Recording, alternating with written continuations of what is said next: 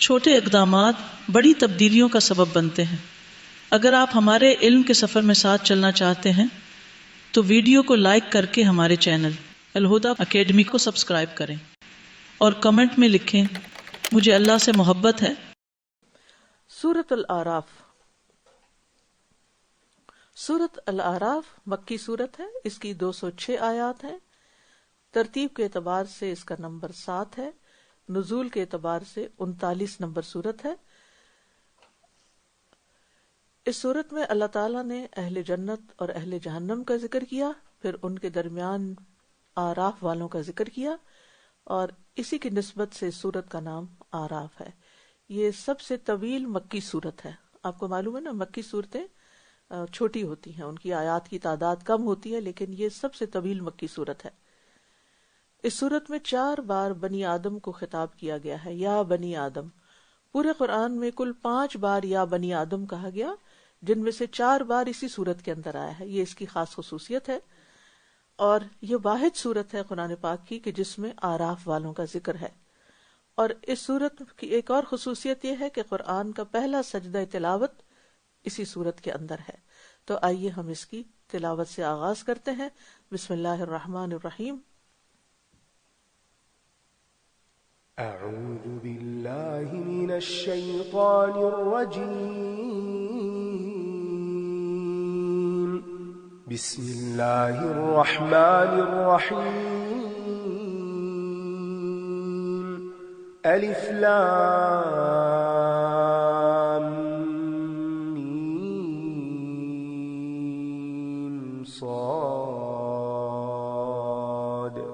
كتاب أنزل إليك فلا يكن في صدرك حرج منه لتنذر به وذكرى للمؤمنين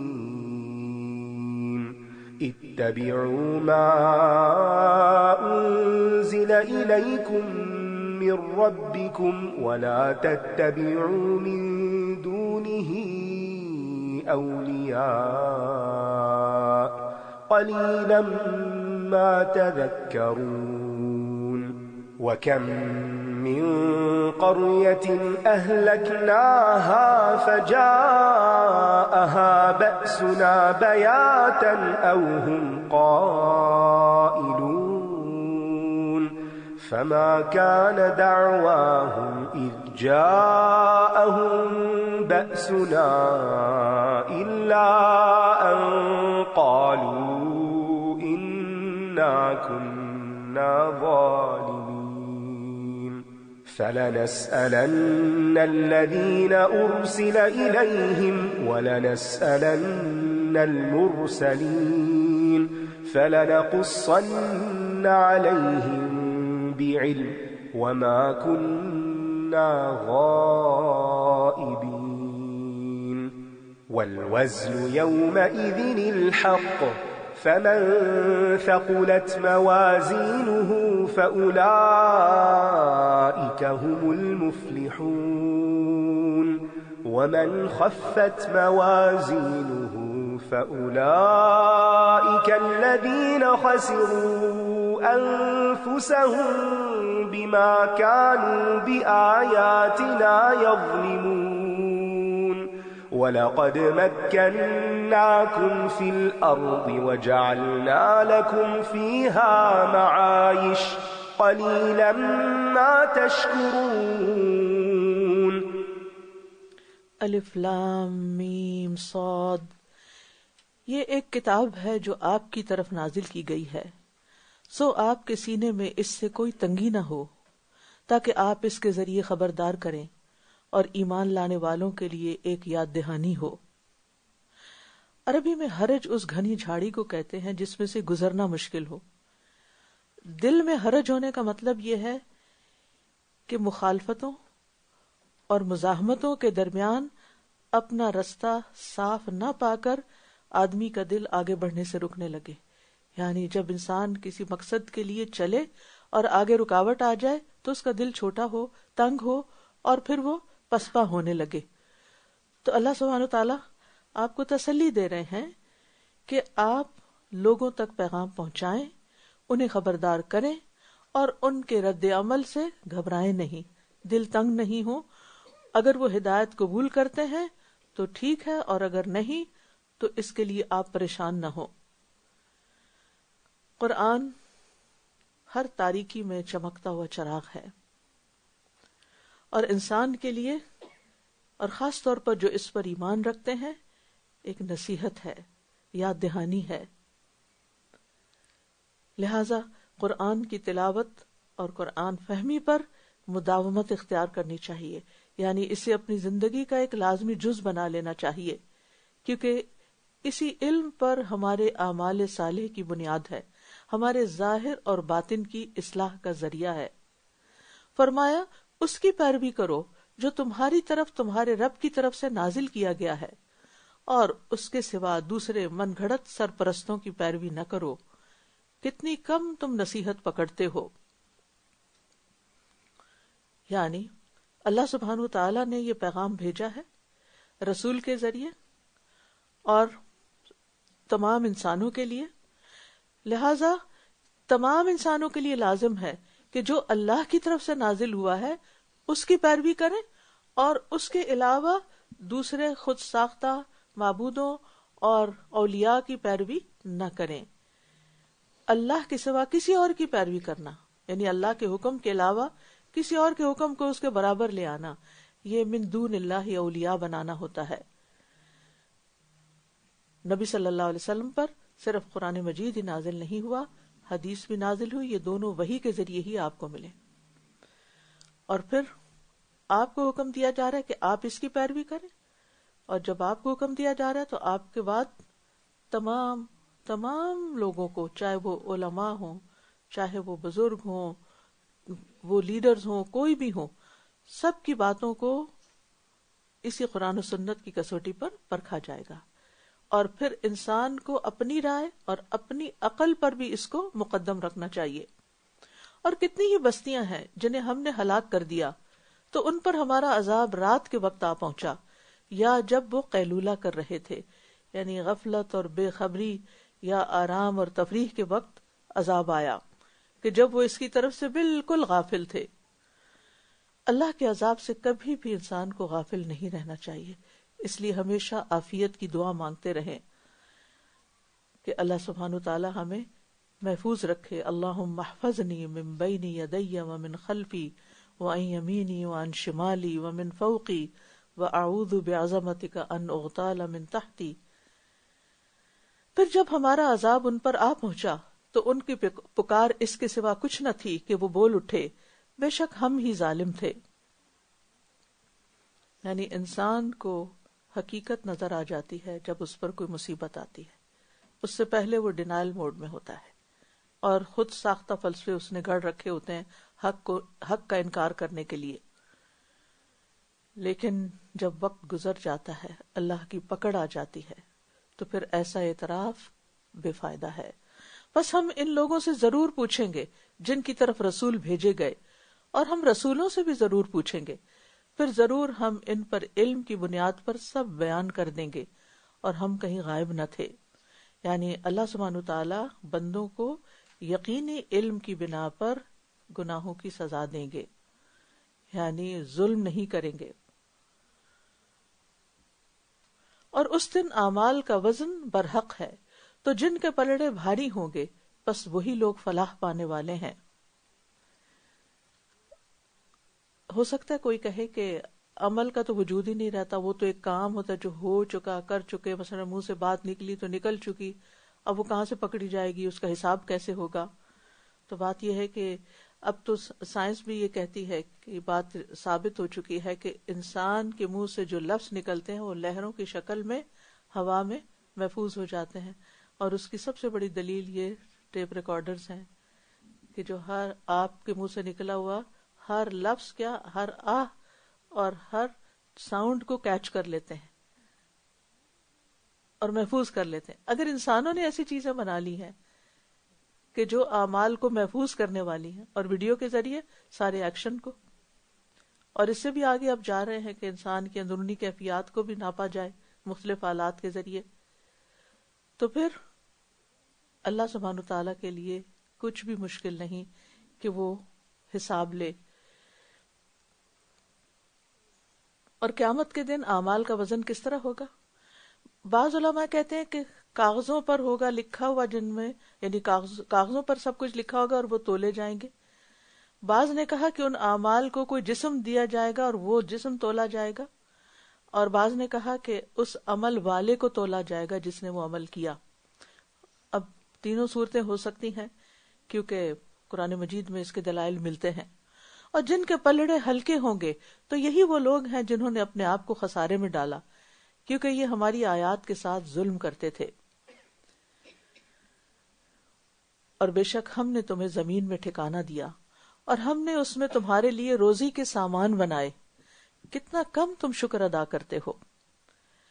नेमतों की कसरत कर दी अल्लाह ताला ने, लेकिन उसके मुकाबले में तुम्हारा शुक्र कम ही रहा। अल्लाह सुब्हानहू ताला की नेमतें इतनी है कि जिनको गिना नहीं जा सकता। हमारे वजूद के अंदर और बाहर हम सबको शुक्रगुजार होने की जरूरत है और दुआ मांगने की भी कि रब्बि जअलनी लका शक्कारा, ऐ अल्लाह मुझे अपना बहुत ज्यादा शुक्रगुजार बना दे। नेक्स्ट। वलक़द ख़लक़नाकुम थुम्मा सव्वरनाकुम थुम्मा क़ुलना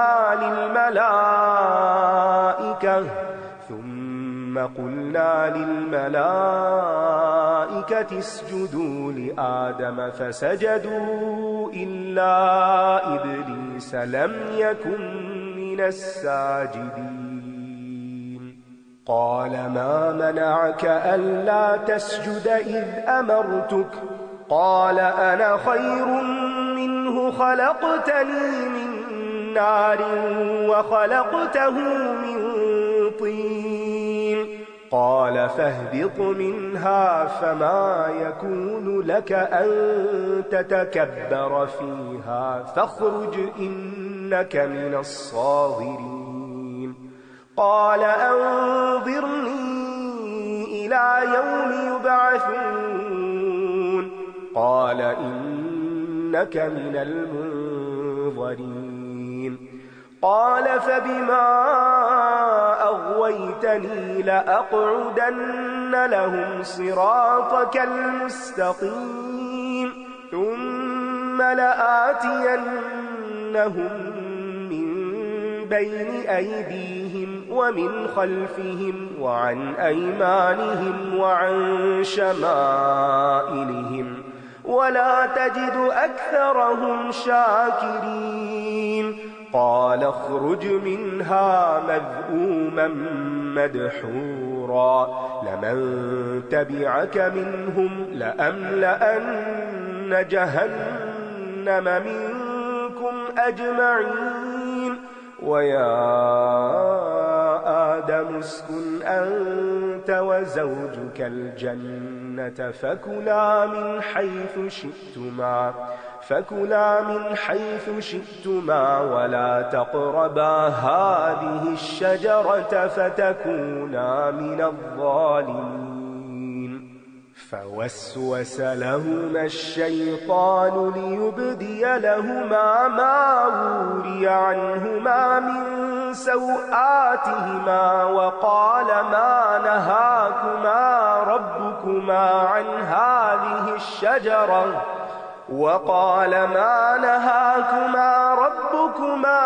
هذه الشجرة إلا أن تكونا ملكين أو تكونا من الخالدين وقاسمهما إني لكما لمن الناصحين فدلاهما بغرور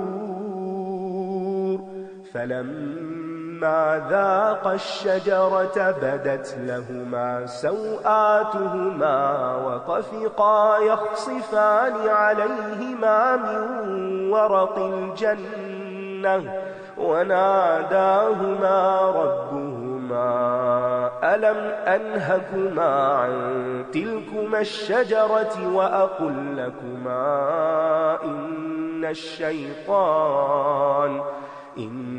الشيطان لكما عدو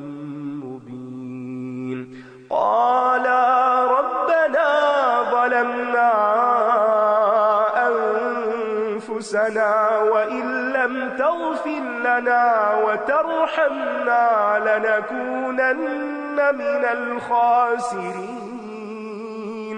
قال اهبطوا بعضكم لبعض عدو وَلَكُمْ فِي الْأَرْضِ مُسْتَقَرٌّ وَمَتَاعٌ إِلَى حِينٍ قَالَ فِيهَا تَحْيَوْنَ وَفِيهَا تَمُوتُونَ وَمِنْهَا تُخْرَجُونَ.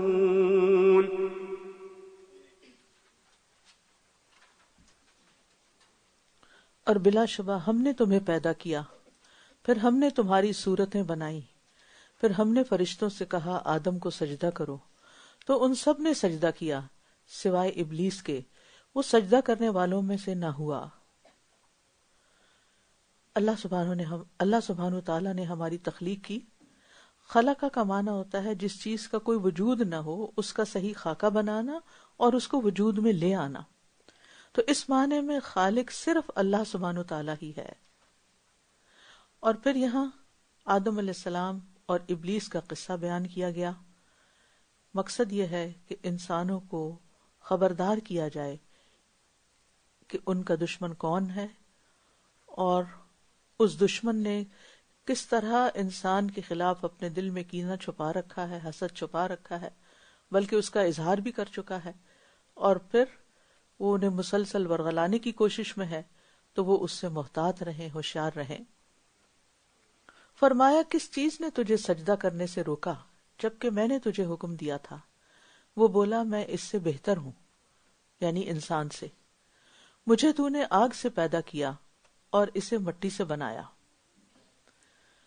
بات یہ کہ اللہ تو اللہ ہے، وہ جو چاہے حکم دے سکتا ہے۔ بات افضل کی، برتر یا کمتر کی نہیں، بات یہ کہ جو کہا جائے وہ کر لو، آگے سے حجتیں نہیں۔ اور ویسے بھی شیطان آدم علیہ السلام سے بہتر تو تھا ہی نہیں، کیونکہ جو شرف اللہ نے آدم کو دیا کہ اپنے ہاتھ سے ان کو بنایا، وہ کسی اور کو نہیں ملا۔ اور آگ مٹی سے بہتر بھی نہیں، کیونکہ آگ تو بنی ہوئی چیزوں کو بھی جلا دیتی ہے، ختم کر دیتی ہے، جبکہ مٹی جو ہے وہ چیزوں کو گرو کرتی ہے۔ اور سب سے پہلے عقل سے، اور یعنی عقلی قیاس سے کام لینے والا یہ ابلیس ہی تھا کہ عقل سے کام، یعنی اپنے خیال سے کام لیتے ہوئے اس نے اللہ کے حکم کا انکار کر دیا۔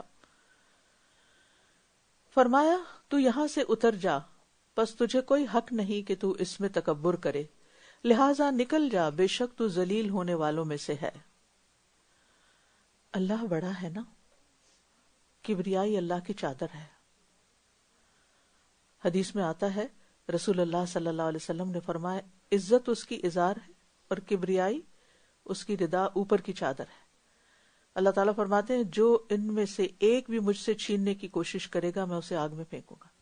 تو شیطان نے تکبر کیا، تو اللہ تعالیٰ نے فرمایا تجھے کوئی حق نہیں کہ تو اس میں تکبر کرے۔ تو تکبر کی وجہ سے شیطان سے جنت میں رہنے کا شرف چھین لیا گیا۔ تکبر انسان کو گناہوں کی طرف لے جاتا ہے۔ تکبر کی وجہ سے انسان حق کا انکار کر دیتا ہے اور اس کے لیے کوئی جسٹیفیکیشن تلاش کر لیتا ہے، لیکن الٹیمیٹلی نتیجہ انتہائی خطرناک ہوتا ہے کہ جو تکبر کرتا ہے، اور جتنا تکبر کرتا ہے اتنا ہی لوگوں میں ذلیل کیا جاتا ہے، جیسے فرعون، اس کا انجام کتنا خطرناک ہوا۔ تکبر انسان کی ساری کوششوں اور اعمال کو ضائع کر دیتا ہے۔ 4 لفظ جو ہیں یہ بڑے ہلاک کرنے والے ہیں۔ انا، لی، اندی، نحنو۔ ابلیس نے کہا تھا انا خیر منہ، انا کا شکار ہوا۔ فرعون نے کہا تھا الیس لی ملک مصر، کیا میرے لیے مصر کی بادشاہت نہیں؟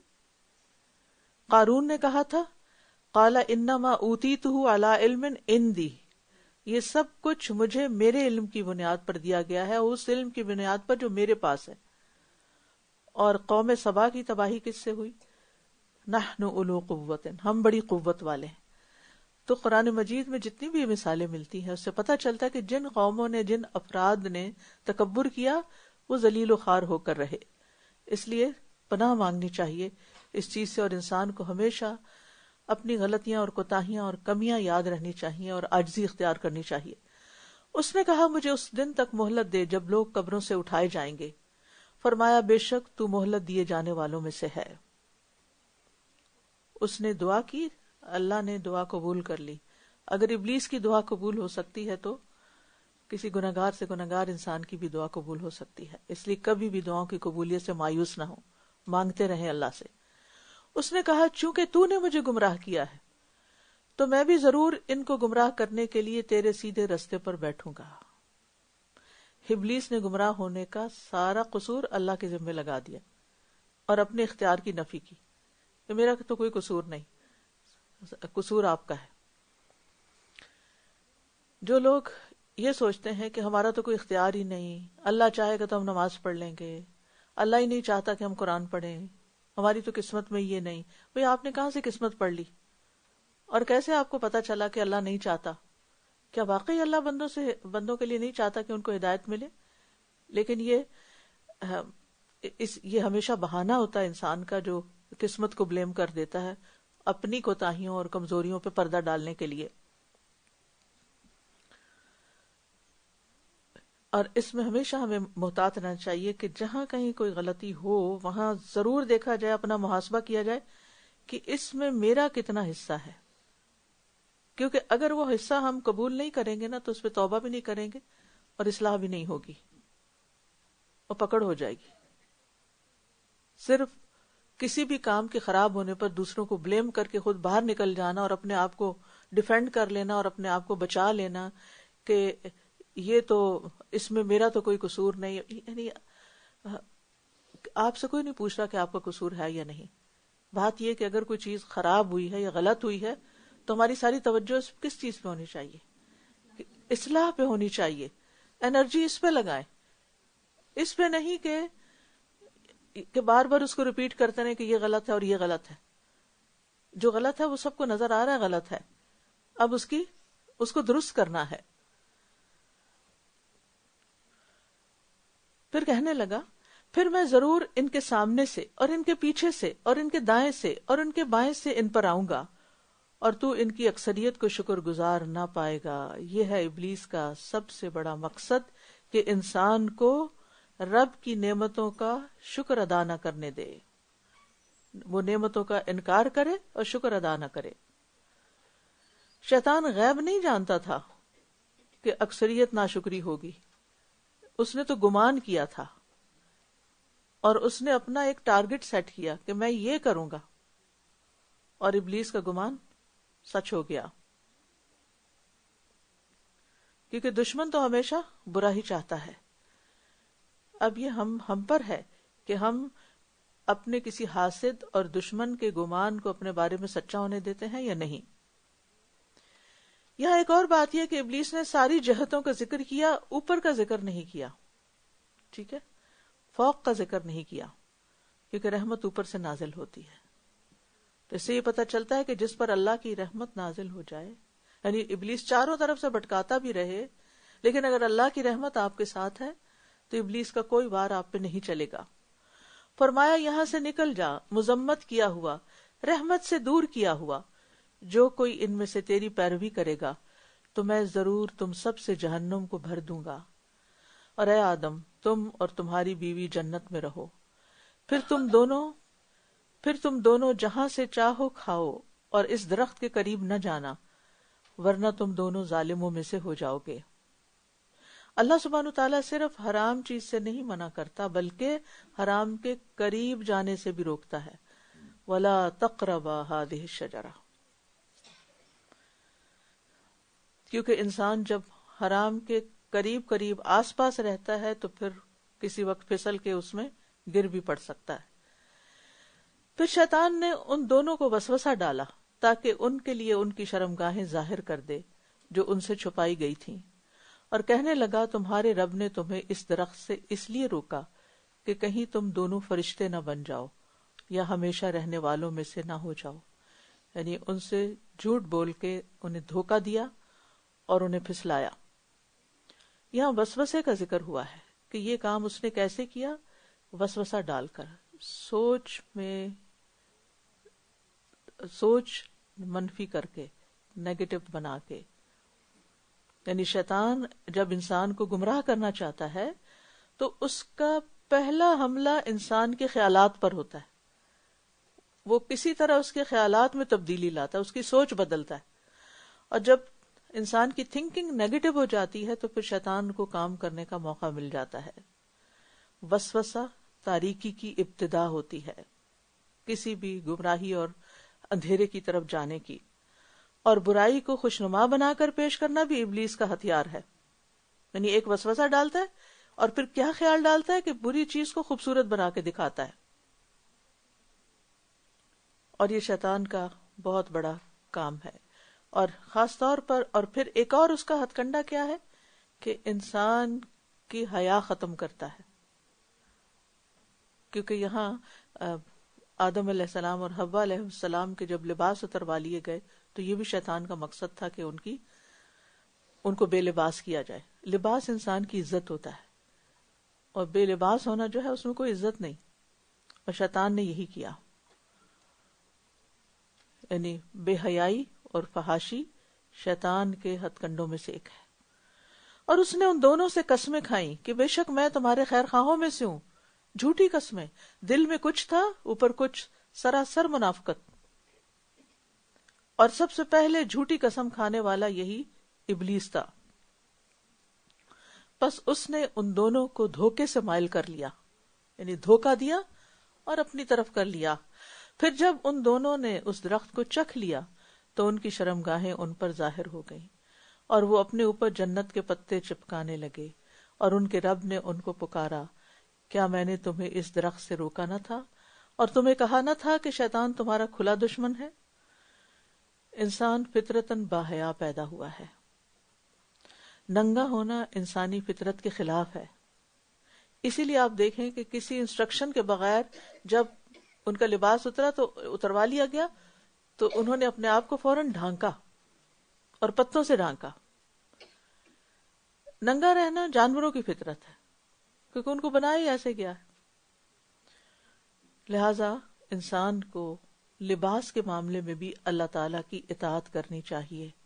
خاص طور پر خواتین ایسا لباس نہ پہنے جو شیطان کو خوش کرے اور رحمان کو ناراض کرے. ہم بعض اوقات لوگوں کی پسند پہ چلنے کے لیے اور لوگوں کو خوش کرنے کے لیے ہم ان جیسا سٹائل جو دیکھتے ہیں بغیر سوچے سمجھے اپنا لیتے ہیں. مثلا حجاب کس طرح لیتے ہیں، جیسے لوگ پسند کریں گے یا جو میرے لیے کنوینئنٹ ہوگا، چاہے وہ حیا کے تقاضے پورے کر رہا ہے یا نہیں. اب مثال کے طور پر آپ دیکھیں قرآن مجید میں واضح طور پر خواتین کے لیے جو حکم ہے وہ کیا کہ اپنے گریبان ڈھانکیں، یعنی اپنے سینے چھپا کے رکھیں. اس کا یہ مطلب نہیں کہ باقی سر نہ چھپائیں یا باقی جسم ننگا کر دیں. اس میں خاص سینے کی بات اس لیے کی کیونکہ یہ عورت کا حسن ہوتا ہے اور مرد کے لیے اس میں اٹریکشن ہے، لہٰذا اس کو چھپانے کے لیے کہا گیا. لہٰذا کوئی بھی حجاب آپ جو باہر پہن کر نکلیں تو میک شور کہ آپ کی بریسٹ جو ہے وہ پوری طرح کورڈ ہے. اس طرح حجاب نہ لیں کہ ایک طرف سے کورڈ ہے اور آدھی ننگی ہے، یا پھر یہ کہ گردن ننگی ہو رہی ہے یا سائڈ سے آپ کی شیپ ننگی ہو رہی ہے. اس میں یہ شیطان اس طرح کے سٹائل آپ کو خوبصورت بنا کے دکھاتا ہے. تو شیطان کا کام یہی ہے کہ وہ برائی کو مزین کرے اور جو صحیح چیز ہے اس کو نظروں میں چھوٹا کرے.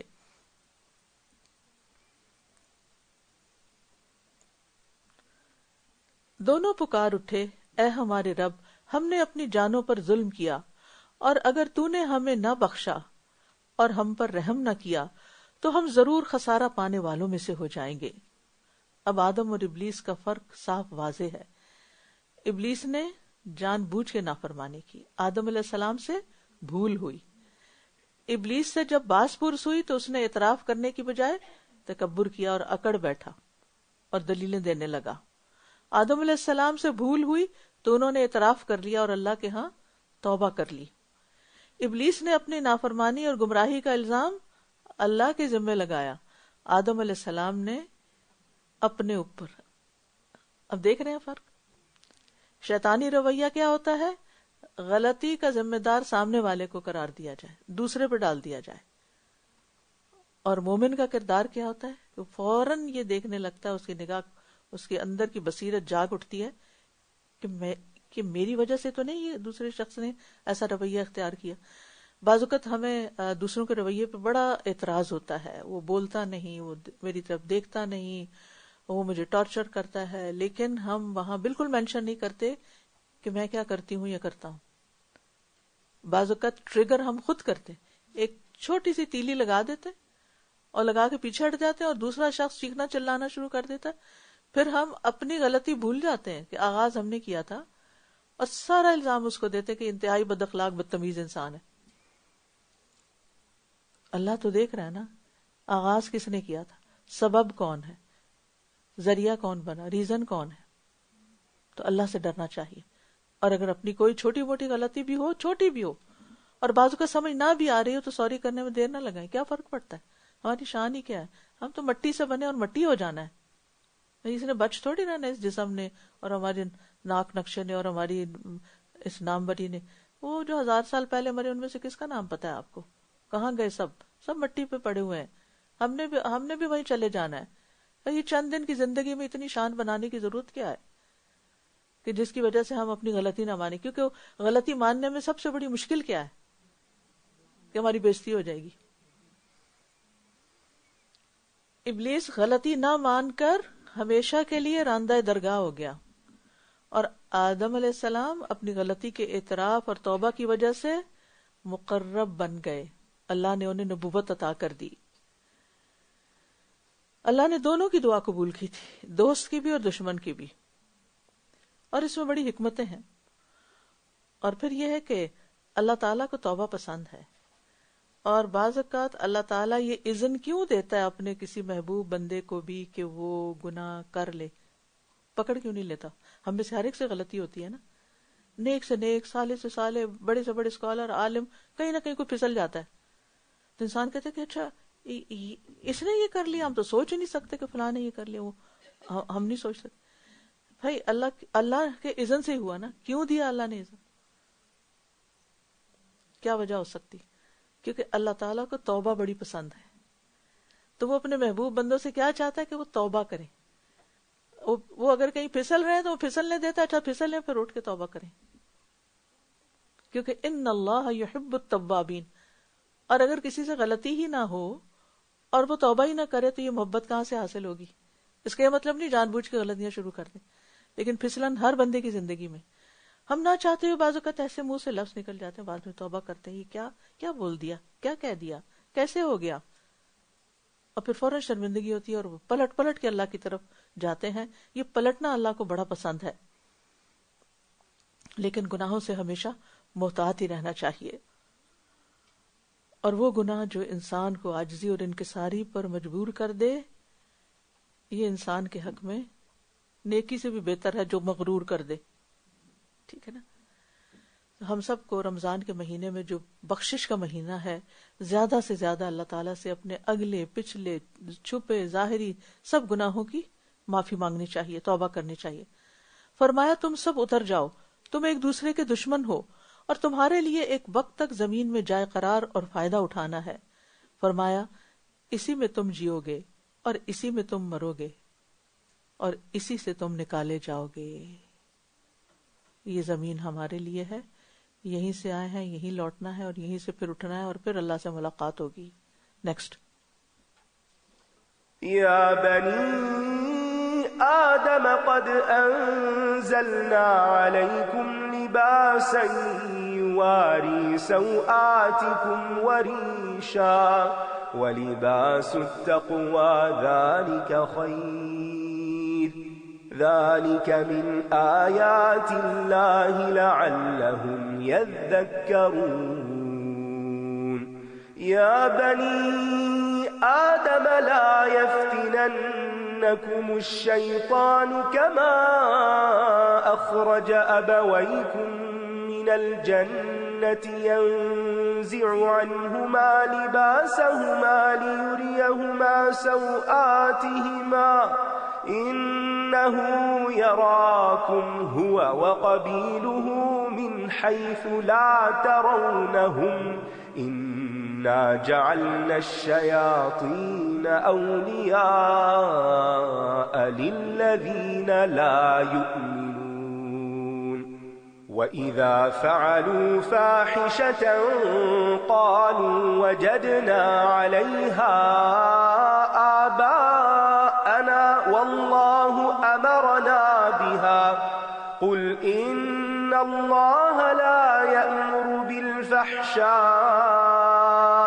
أتقولون على الله ما لا تعلمون قل أمر ربي بالقسط وأقيموا وجوهكم عند كل مسجد وادعوه مخلصين له الدين كما بدأكم تعودون فريقا هدى وفريقا حق عليهم الضلالة إنهم اتخذوا الشياطين أولياء من دون الله ويحسبون أنهم مهتدون يا بني آدم خذوا زينتكم عند كل مسجد وكلوا واشربوا ولا تسرفوا إنه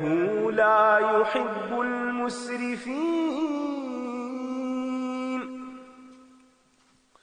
اے بنی آدم، ہم نے تم پر لباس اتارا ہے جو تمہاری شرمگاہیں چھپاتا ہے اور زینت کا ذریعہ بھی ہے، اور تقوی کا لباس سب سے بہتر ہے، یہ اللہ کی نشانیوں میں سے ہے تاکہ وہ نصیحت حاصل کریں. دشمن نے جنت میں لباس اتروا دیا تھا، اللہ نے دنیا میں لباس کی تدبیر سکھا دی. لباس ایک ظاہری ہوتا ہے اور ایک باطنی. ظاہری لباس جس سے ہم جسم ڈھانکتے ہیں، جو زینت بھی ہے، اور ایک ہمارا باطنی لباس ہے جو تقویٰ ہے، جو دل میں ہوتا ہے، جس میں اللہ کا خوف ہوتا ہے، ایمان ہوتا ہے، اخلاص نیت ہوتا ہے. تقویٰ کا عام طور پر لفظ پرہیزگاری کیا جاتا ہے. روزے کا مقصد بھی کیا ہے؟ لعلکم تتقون، تاکہ تم پرہیزگار بن جاؤ. روزہ پرہیز کرنا سکھاتا ہے. کس کس چیز سے؟ کھانے سے. کھانے سے سارا دن پرہیز کرو، خواہشات سے پرہیز کرو، رات کو کچھ سونے سے پرہیز کرو رمضان میں، یعنی تہجد پڑھو، قیام اللیل پڑھو. اور آپ دیکھیے کہ اس پرہیز کے اندر گناہوں سے پرہیز بھی شامل ہے، لیکن خاص طور پر سارے گناہوں میں سے روزے کے کانٹیکس میں باتوں کا پرہیز بھی ہے کہ جو جھوٹ بولنا اور اس پر عمل کرنا نہ چھوڑے، اس کو کوئی فائدہ نہیں کہ وہ بھوکا پیاسا رہے. اور اگر کوئی تم سے جھگڑا کرے تو تم کہو کہ میں تو روزے سے ہوں. تو یہ کس کا پرہیز ہے؟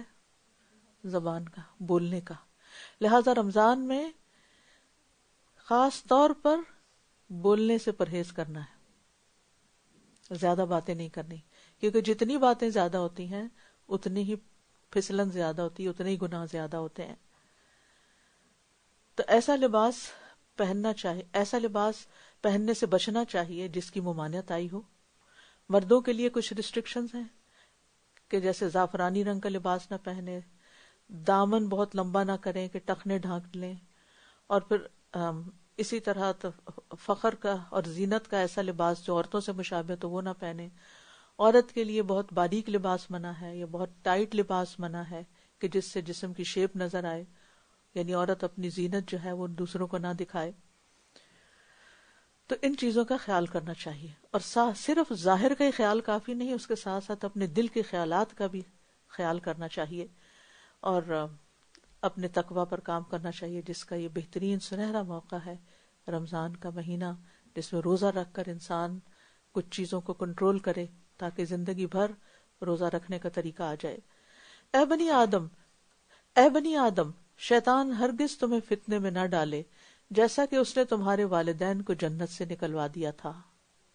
اس نے ان دونوں سے ان کا لباس اتروا دیا تاکہ وہ انہیں ان کی شرمگاہیں دکھائے. بے شک وہ اور اس کا قبیلہ تمہیں وہاں سے دیکھتا ہے جہاں سے تم انہیں نہیں دیکھتے. ان شیطانوں کو ہم نے ان لوگوں کا دوست بنایا ہے جو ایمان نہیں لاتے. تو شیطان کا فتنہ کیا ہے؟ ایک بہت بڑا فتنہ کہ انسان کو ننگا کر دے، بے پردہ کر دے، بے حیا کر دے، اور اس کے ذریعے خوب برائی پھیل جائے. اور پھر یہ نہ صرف یہ کہ ابلیس بلکہ اس کی اولاد کا بھی یہی مقصد ہے. پچھلی قوموں پر عذاب آنے کی ایک وجہ خواتین کا تبرج بھی تھا.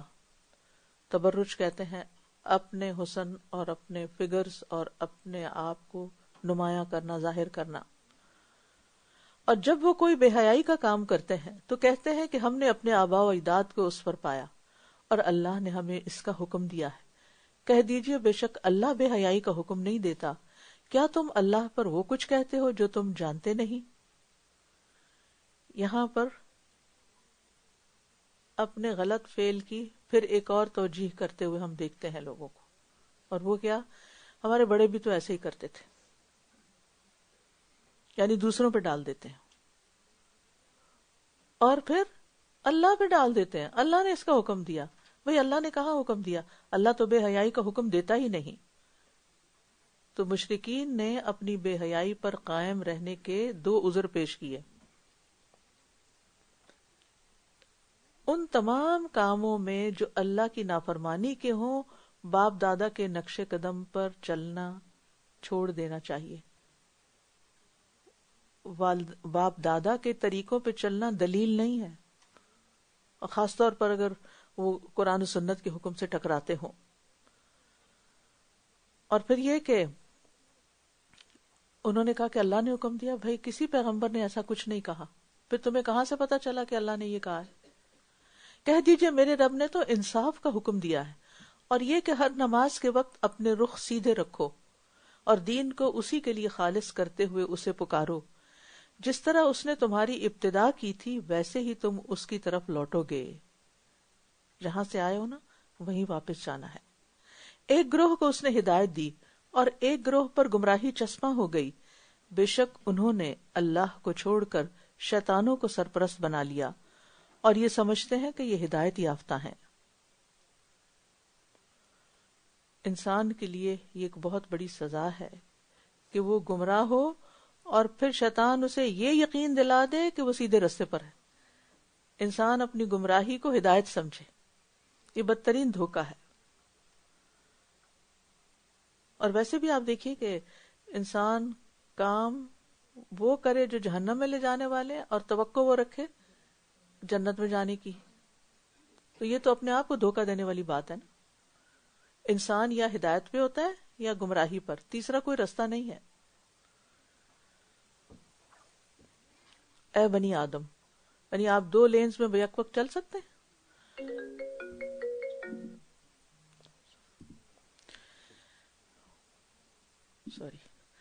اے بنی آدم، ہر نماز کے وقت اپنی زینت اختیار کرو اور کھاؤ اور پیو اور اسراف نہ کرو.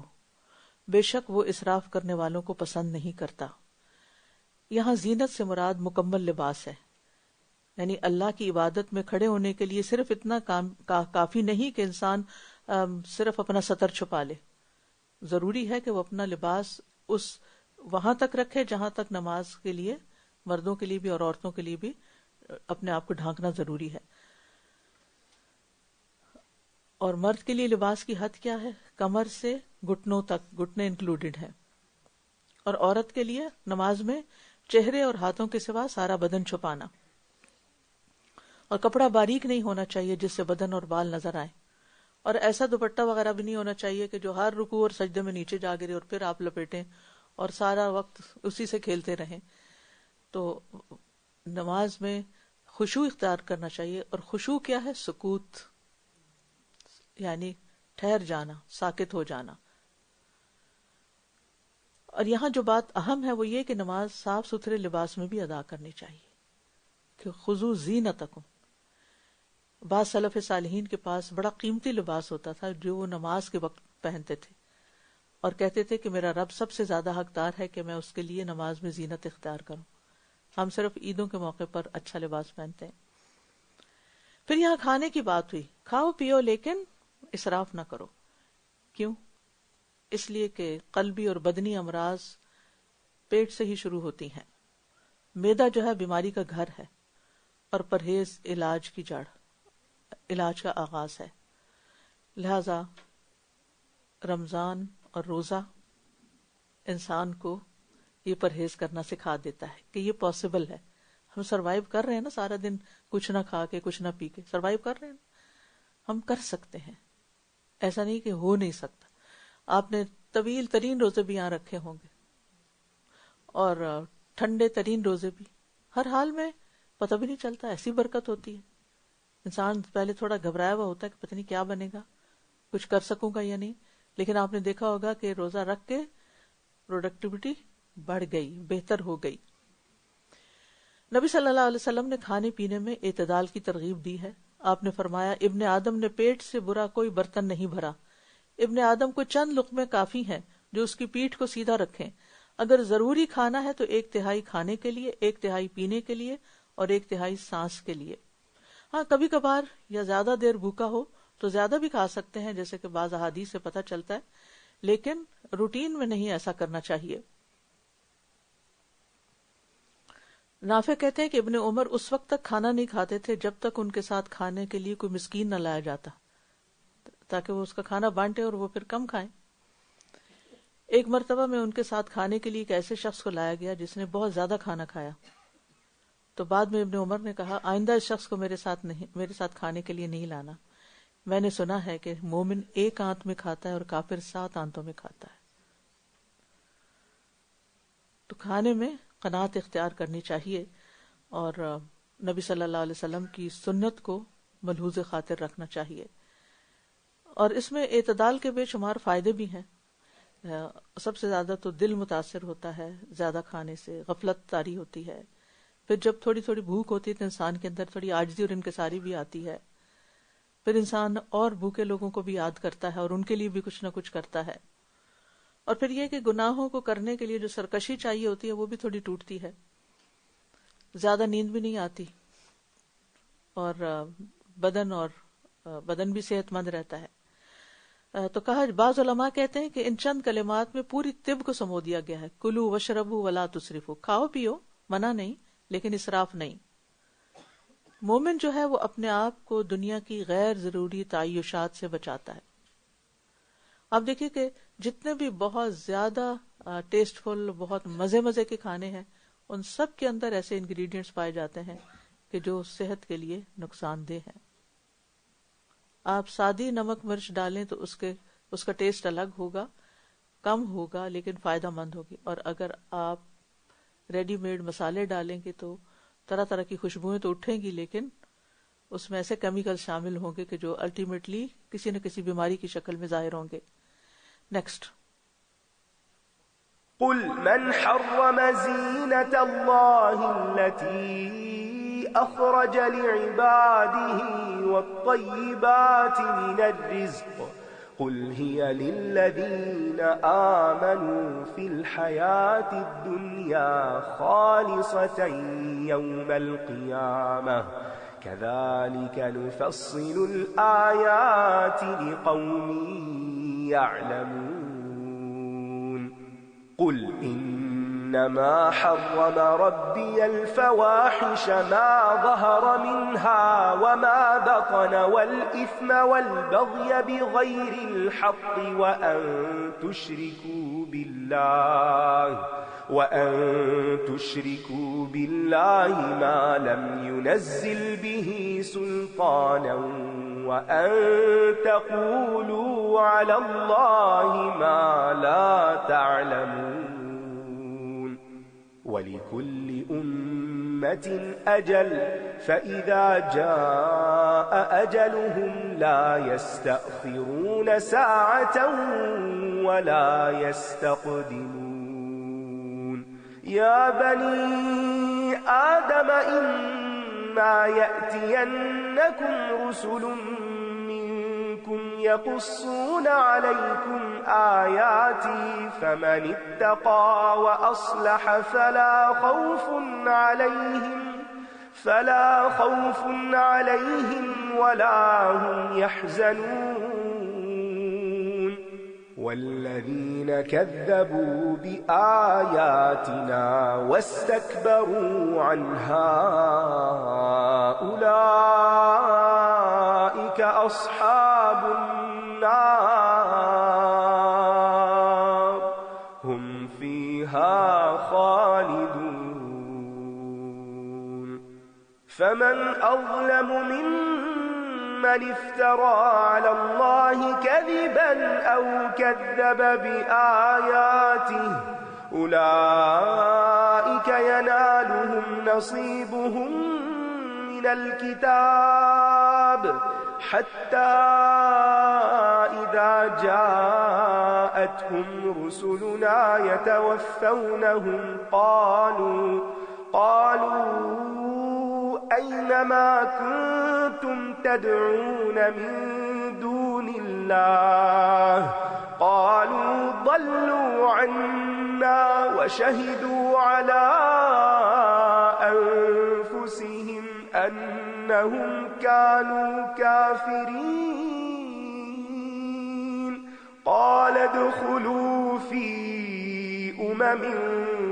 قد خلت من قبلكم من الجن والإنس في النار كلما دخلت أمة لعنت أختها حتى إذا اداركوا فيها جميعا قالت أخراهم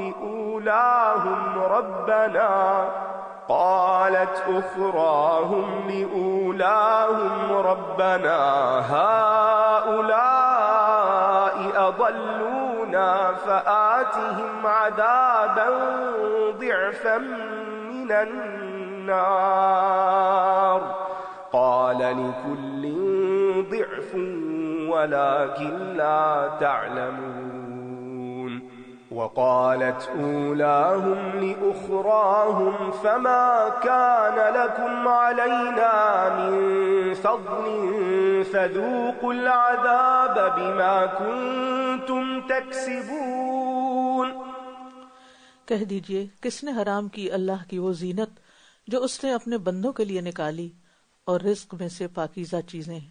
کہہ دیجئے یہ چیزیں دنیا کی زندگی میں ان کے لیے ہیں جو ایمان لائے اور قیامت کے دن بھی خالصتاً انہی کے لیے ہوں گی. اسی طرح ہم آیات کو ان لوگوں کے لیے کھول کھول کر بیان کرتے ہیں جو علم رکھتے ہیں. اللہ کی زینت اللہ، اس سے مراد عمدہ لباس بھی ہے اور وہ تمام چیزیں جن سے انسان کو حسن و جمال حاصل ہوتا ہے. اور طیبات سے مراد عمدہ قسم کے لذیذ کھانے. یہاں نعمتوں کے ترک کرنے والوں کو، جو نعمتوں کو ترک کرنا دین سمجھتے ہیں، ان کی تردید کی جا رہی ہے، اور جو سمجھتے ہیں کہ گھٹیا کھانا یا گندا لباس پہننا نیکی ہے، تو ہمارے دین میں ایسا نہیں ہے. اللہ تعالیٰ پسند کرتا ہے کہ اس کی دی ہوئی نعمت کا اثر بندے پر نظر آئے، لیکن اسراف سے بہرحال منع کیا گیا ہے. کہہ دیجئے میرے رب نے حرام کیا بے حیائی کے کاموں کو، جو ان میں سے ظاہر ہوں اور جو پوشیدہ ہوں، اور گناہ اور ناحق زیادتی کرنے کو، اور یہ کہ تم اللہ کے ساتھ کسی کو شریک ٹھہراؤ جس کی اس نے کوئی دلیل نہیں اتاری، اور یہ کہ تم اللہ کے بارے میں وہ باتیں کہو جو تم جانتے نہیں. اس آیت میں محرمات کی 5 اقسام بیان کی گئی ہیں. نمبر 1 فواحش، قول اور فعل، ہر ایسا قول اور فعل جو انتہائی گھناؤنا اور شرمناک ہو. اسم، عام گناہ اور نافرمانی. بغی، دوسروں پر ظلم، خواہ ان کے جان پر ہو یا مال یا عزت پر. شرک، مخلوق کو اللہ کے برابر قرار دینا، اور بغیر علم کے اللہ کے بارے میں بات کرنا، یعنی اللہ کے بارے میں بغیر دلیل کے کوئی بات کہنا. یہ وہ حرام چیزیں ہیں جن سے شریعت نے سختی سے منع کیا ہے، اور ان میں پڑنے پر حساب اور عذاب کی وعید سنائی ہے. اور اس میں آپ دیکھیے کہ خاص طور پر یہ جو مخلوق کے ساتھ کو اللہ کے ساتھ شریک کرنا اور اللہ کے بارے میں بغیر علم کی باتیں کرنا. اسی طرح وہ جرائم اور قصور اور زیادتیاں جو مختلف طریقے سے ہوتی ہیں. امام راضی کہتے ہیں کہ دراصل جنایات یعنی جرائم، قصور اور زیادتیاں 5 قسم کی ہیں. پہلی ہے نسب پر، اور اس کا سبب زنا ہے اور وہ فواحش میں سے ہے.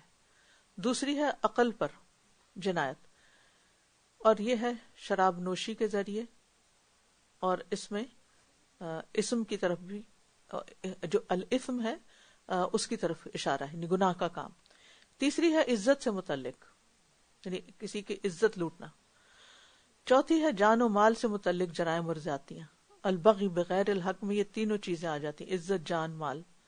اور پانچویں ہے دین سے متعلق جرائم اور زیادتیاں، اس میں شرک اور بغیر علم کے اللہ کے ذمہ بات لگانا اور بغیر علم کے فتوے دینا. تو اس سے پرہیز کرنا چاہیے. کبھی یہ نہ کہیں کہ اللہ تعالیٰ نے فرمایا حالانکہ نہ فرمایا ہو. کبھی نہ کہیں قرآن میں لکھا ہے حالانکہ وہ نہ لکھا ہو. کبھی نہ کہیں اللہ تعالیٰ ایسا ہے جبکہ اللہ نے ایسا اپنے بارے میں بتایا نہ ہو، کیونکہ ہم تو نہیں جانتے نا، ہم اپنی عقل سے باتیں نہیں گڑھ سکتے. اور ہر امت کے لیے ایک مقرر وقت ہے. پھر جب ان کا مقرر وقت آ جاتا ہے تو نہ وہ ایک گھڑی پیچھے ہو سکتے ہیں اور نہ وہ آگے بڑھ سکتے ہیں.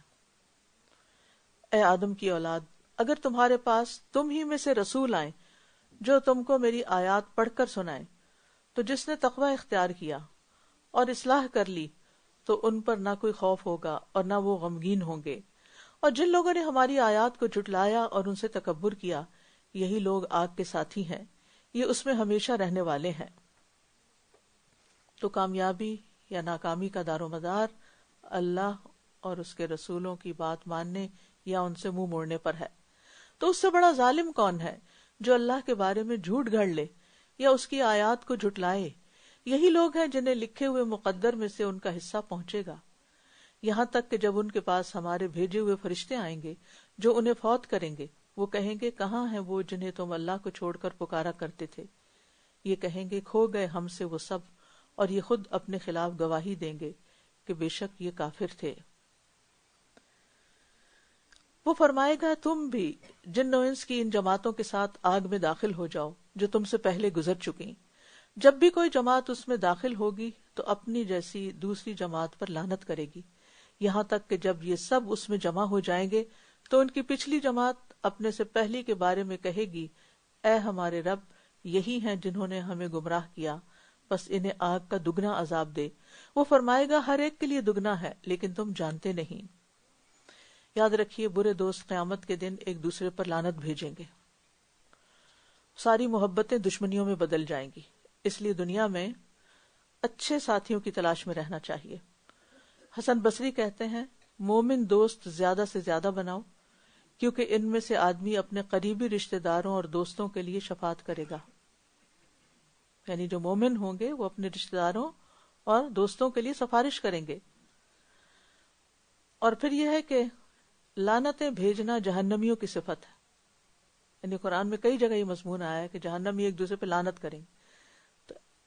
تو لعنت والے الفاظ استعمال نہیں کرنے چاہیے بچوں پہ یا کسی چیز پہ، کسی حاضر یا غائب انسان پہ. یہ ایک اخلاقی برائی ہے، اپنی زبان کو اس سے پاک رکھنا چاہیے. دوسرے کے لیے ہمیشہ نیک دعا کریں، بد دعائیں نہ اپنے بچوں کو دیں نہ کسی اور کو دیں. مومن کی شان بد دعائیں کرنے کی نہیں ہے بلکہ خیر خواہی کی ہے. مومن خیر خواہ ہوتا ہے، وہ دوسرے کا برا نہیں چاہتا اور دوسرے کے لیے بد دعائیں نہیں کرتا. فرمایا اور ان کی پہلی جماعت ان کی پچھلی سے کہے گی تمہیں ہم پر کوئی فضیلت نہیں تو عذاب کا مزہ چکھو، اس کے بدلے جو کمائی تم کرتے رہے ہو. یہاں پر لیں گے ہم چھوٹی سی بریک اور ہم کچھ ریفلیکشنز لیں گے اور اس کے بعد انشاءاللہ آگے بڑھیں گے. جی آپ میں سے کوئی بات کرنا چاہتا ہے؟ جی ناہید کو دیجیے. جی استاذہ میں دیکھ رہی تھی کہ آج کافی بلیم کے اوپر بات ہوئی کہ جس طرح شیطان نے کس طرح بلیم کیا، اللہ تعالیٰ پر الزام لگایا، اسی طرح بھی یہ گروپس جو ہم پڑھ رہے تھے کہ جہنم میں جانے والے 2 گروپوں بھی بلیم کریں گے. تو یہ ہم زندگی میں سوچیں کہ ہم کیا کر رہے ہیں، کہ اپنی غلطیوں کی اصلاح کر رہے ہیں یا پھر دوسروں پر بلیم کر رہے ہیں. بالکل یہ بڑے دل گردے کا کام ہوتا ہے، اپنی غلطی دیکھنا اور اس کو ماننا اور اس پہ توبہ کرنا اور اس کی اصلاح کر لینا، لیکن خوش قسمت وہی ہے جس کو یہ توفیق ہو جائے۔ بس سے تقویٰ کا جو آپ نے کہا نا، باطنی جو ہے اس کی بہت ایک سگنیفیکنس ہے کہ روزے میں بھی جیسے ہم نے گناہوں سے بچنا ہے، اور اس میں اسپیشلی زبان کے گناہ، اور اس میں کے ساتھ اگر ہم کوریلیٹ کریں توبہ استغفار، تو وہ جتنا ٹائم ہم میکسیمائز کر سکیں توبہ استغفار کا اور فالتو باتوں سے پرہیز کریں، تو انشاءاللہ اس کا جو ہے اللہ کے پاس پھر ریوارڈ بھی اتنا زیادہ ہوگا اور ہمارے تقویٰ میں بھی اضافہ ہوگا۔ جی بالکل، انشاءاللہ۔ جی بالکل، یعنی اگر ہم فضول باتوں سے پرہیز کریں گے تو ہی ہمیں توبہ استغفار کے لیے، ذکر کے لیے وقت ملے گا۔ یعنی فضول کام چھوڑیں گے تو جو فائدہ مند کام ہے ان کی طرف توجہ ہوگی۔ استاد جی، یہ جو ہے تکبر انسان کی تمام کوششوں کو ضائع کر دیتا ہے۔ میں سوچ رہی تھی کہ ہم نہ چاہتے ہوئے بھی اپنی کچھ چیزوں میں تکبر کر جاتے ہیں، تو انشاءاللہ تعالیٰ اس پہ نظر رکھیے۔ جزاک اللہ خیر۔ اپنے کمالات اور اپنی خوبیوں پر نظر رکھنے کی بجائے ہمیں اپنی غلطیوں پر زیادہ نظر رکھنے کی ضرورت ہے، تاکہ وہ غلطیاں خوبیاں بنتی چلی جائیں۔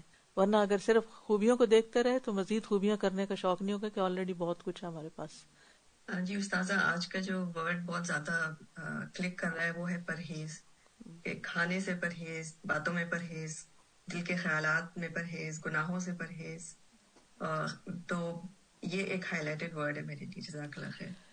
ہم روحانی طور پر بیمار ہیں نا، ہم سب کسی نہ کسی طرح دل کی کسی تکلیف، پریشانی، غم، فکر، ہم کسی نہ کسی چیز میں مبتلا رہتے ہیں۔ یہ روحانی بیماری ہوتی ہے، ٹھیک ہے نا۔ لوگ اس کو ذہنی بیماری کہتے ہیں یا کئی نام دیتے ہیں، جو بھی ہے، لیکن تھوڑا یا زیادہ کہیں نہ کہیں مسئلہ رہتا ہے، کیونکہ ہم کمزور پیدا کیے گئے۔ چھوٹی سی بات ہمیں ناراض کر دیتی ہے، چھوٹی سی بات سے ہم بدگمان ہو جاتے ہیں، چھوٹی سی بات سے ہم اپنا رخ پھیر لیتے ہیں، نیکی کرنا چھوڑ دیتے ہیں۔ کوئی اچھی بلی نیکی دن رات کر رہے ہوتے ہیں، کسی نے کوئی بات کر دی، تنقید کر دی، اچھا میں نہیں کروں گی۔ تو یہ سب کمزوریاں ہم میں سے ہر ایک کے اندر کسی نہ کسی درجے میں کم یا زیادہ ہیں۔ تو بیماری کے لیے پرہیز علاج سے بہتر ہے۔ تو بہت سی چیزوں سے جب پرہیز شروع کریں گے، خصوصاً زبان کے گناہوں سے پرہیز، تو انشاءاللہ روحانی اصلاح ہو جائے گی۔ إن الذين كذبوا بآياتنا واستكبروا عنها لا تفتح لهم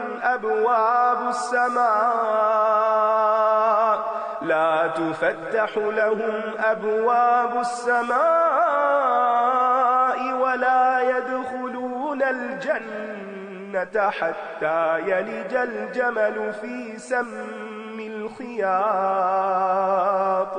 وكذلك نجزي المجرمين لهم من جهنم مهاد ومن فوقهم غواش وكذلك نجزي الظالمين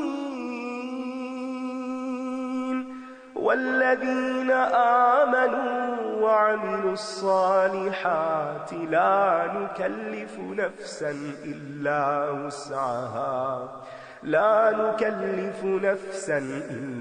وسعها أولئك أصحاب الجنة هم فيها خالدون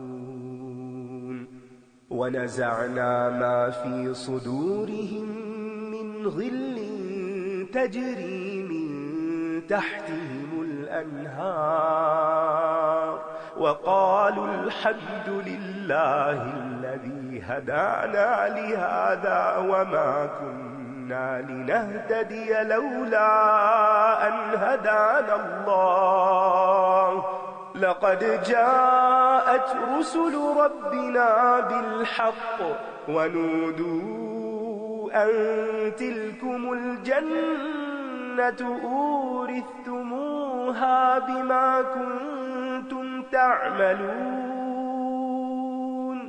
ونادى أصحاب الجنة أصحاب النار أن قد وجدنا ما وعدنا ربنا حقا فهل وجدتم ما وعد ربكم حقا قالوا نعم فأذن مؤذن بينهم اللعنة الله على الظالمين الذين يصدون عن سبيل الله ويبغونها عوجا وهم بالآخرة كافرون وبينهما حجاب وعلى الأعراف رجال يعرفون كلا بسيماهم ونادوا أصحاب الجنة أن سلام عليكم لم يدخلوها وهم يطمعون وإذا صرفت أبصارهم تلقاء أصحاب النار قالوا ربنا لا تجعلنا مع القوم الظالمين. بے شک جن لوگوں نے ہماری آیات کو جھٹلایا اور ان سے تکبر کیا، نہ تو ان کے لیے آسمان کے دروازے کھولے جائیں گے اور نہ ہی وہ جنت میں داخل ہو سکیں گے یہاں تک کہ اونٹ سوئی کے ناکے میں داخل ہو جائے، اور ہم مجرموں کو ایسا ہی بدلہ دیا کرتے ہیں. دروازے نہ کھولے جائیں گے یعنی ان کے اعمال اور دعائیں اوپر جانے کے لیے دروازے نہیں کھلیں گے، اور مرنے کے بعد ان کی روحوں کے لیے آسمان کے دروازے نہیں کھلیں گے، جیسا کہ مومن کی روح کے اوپر چڑھنے کے لیے دروازے کھول دیے جائیں گے.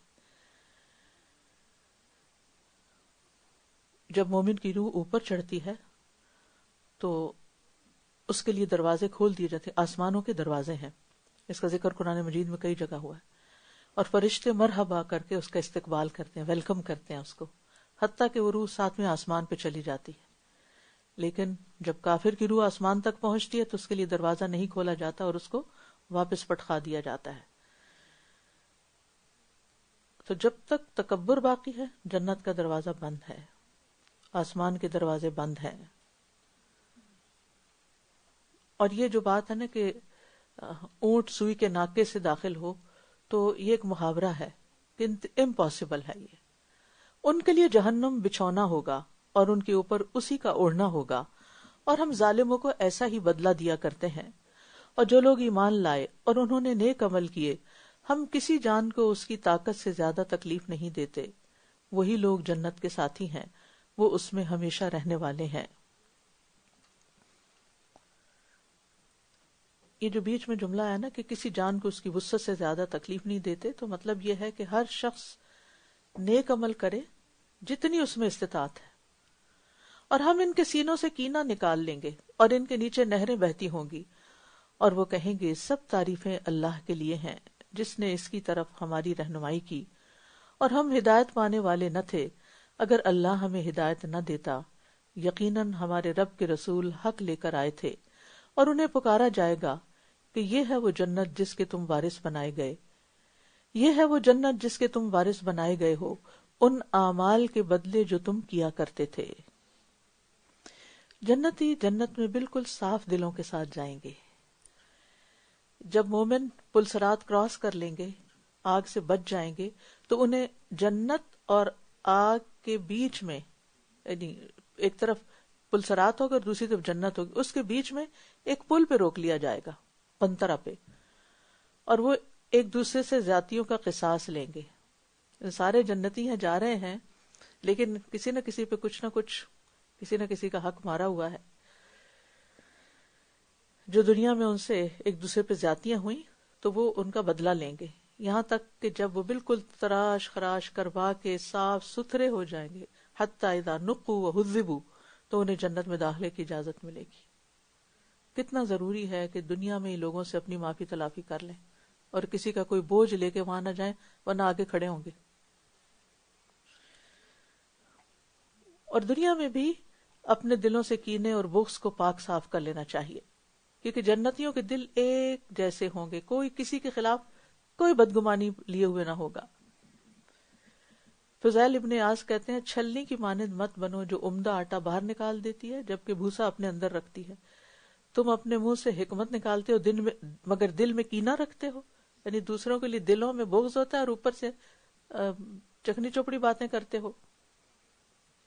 اور جنت والے دوزخ والوں کو پکار کر کہیں گے کہ ہمارے رب نے ہم سے جو وعدہ کیا تھا ہم نے اسے بالکل سچا پایا، پھر کیا تمہارے رب نے جو وعدہ تم سے کیا تھا تم نے اسے سچا پایا؟ وہ کہیں گے ہاں۔ تو ایک اعلان کرنے والا ان کے درمیان اعلان کرے گا کہ ظالموں پر اللہ کی لعنت ہو۔ استغفر اللہ۔ جنتی جہنمیوں کی حسرت بڑھانے کے لیے اور اپنے دل کو ٹھنڈا کرنے کے لیے اور ایک طرح سے انتقام لینے کے لیے ان سے یہ باتیں کریں گے جنہوں نے دنیا میں ان سے دشمنی کی تھی۔ اللہ تعالیٰ نے کس طرح قیامت کی ہولناکیوں کو کھول کے بیان کر دیا ہے۔ وہ لوگ جو اللہ کے راستے سے روکتے تھے یہ ان کی سزا ہوگی، اور اس میں ٹیڑھا پن تلاش کرتے تھے اور وہ آخرت کا انکار کرنے والے تھے۔ اب جو دین کے دشمن ہیں وہ ایسی باتیں کریں تو کچھ سمجھ بھی آتی ہے، لیکن افسوس یہ کہ مسلمانوں کے اندر اب اسلام پہ باتیں کرنے والے لوگ موجود ہیں۔ بہت عام طور پہ بات یہ سننے کو ملے گی، آج کے دور میں اسلام پہ چلنا بڑا مشکل ہے، آج کے دور میں یہ نہیں ہو سکتا، اسلام نے تو عورتوں کو بس گھر کا قیدی بنا دیا ہے اور عورتوں کو اپریس کر رکھا ہے، اور یہ خود مسلمان ایسی باتیں کر رہے ہیں۔ اور ان دونوں کے درمیان ایک حجاب ہوگا، اور آراف پر کچھ لوگ ہوں گے جو سب کو ان کی خاص علامت سے پہچانتے ہوں گے، اور وہ جنت والوں کو پکار کر کہیں گے سلام ہو تم پر۔ وہ اس میں داخل نہیں ہوئے ہوں گے مگر وہ اس کی شدید خواہش رکھتے ہوں گے۔ آراف عرف کی جمع ہے، عرف بلند جگہ کو کہتے ہیں کیونکہ وہ پہچانی جاتی ہے جو جگہ اونچی ہوتی ہے۔ مرغ کی جو کلگی ہوتی ہے اس کو بھی عرف کہا جاتا ہے۔ تو آراف سے مراد جنتیوں اور جہنمیوں کے درمیان دیوار کی بلندیاں ہیں، جہاں ٹھہرنے والوں کو ایک طرف جنتی اور دوسری طرف جہنمی لوگ نظر آئیں گے۔ اکثر مفسرین کی یہی رائے ہے، اور یہ وہ لوگ ہوں گے جن کی نیکیاں اور برائیاں بالکل برابر ہوں گی، اس لیے وہ بیچ میں ہوں گے۔ اور جب ان کی نگاہیں دوزخ والوں کی طرف پھیری جائیں گی وہ کہیں گے اے ہمارے رب تو ہمیں ظالم لوگوں کے ساتھ شامل نہ کرنا۔ یعنی آراف والے جنتیوں کی طرف شوق سے دیکھیں گے، لیکن جہنمیوں کی طرف ان کی نگاہیں پھیری جائیں گی، ادھر بھی دیکھو۔ نیکسٹ۔ ونادى أصحاب الأعراف رجالا يعرفونهم بسيماهم قالوا ما أغنى عنكم جمعكم وما كنتم تستكبرون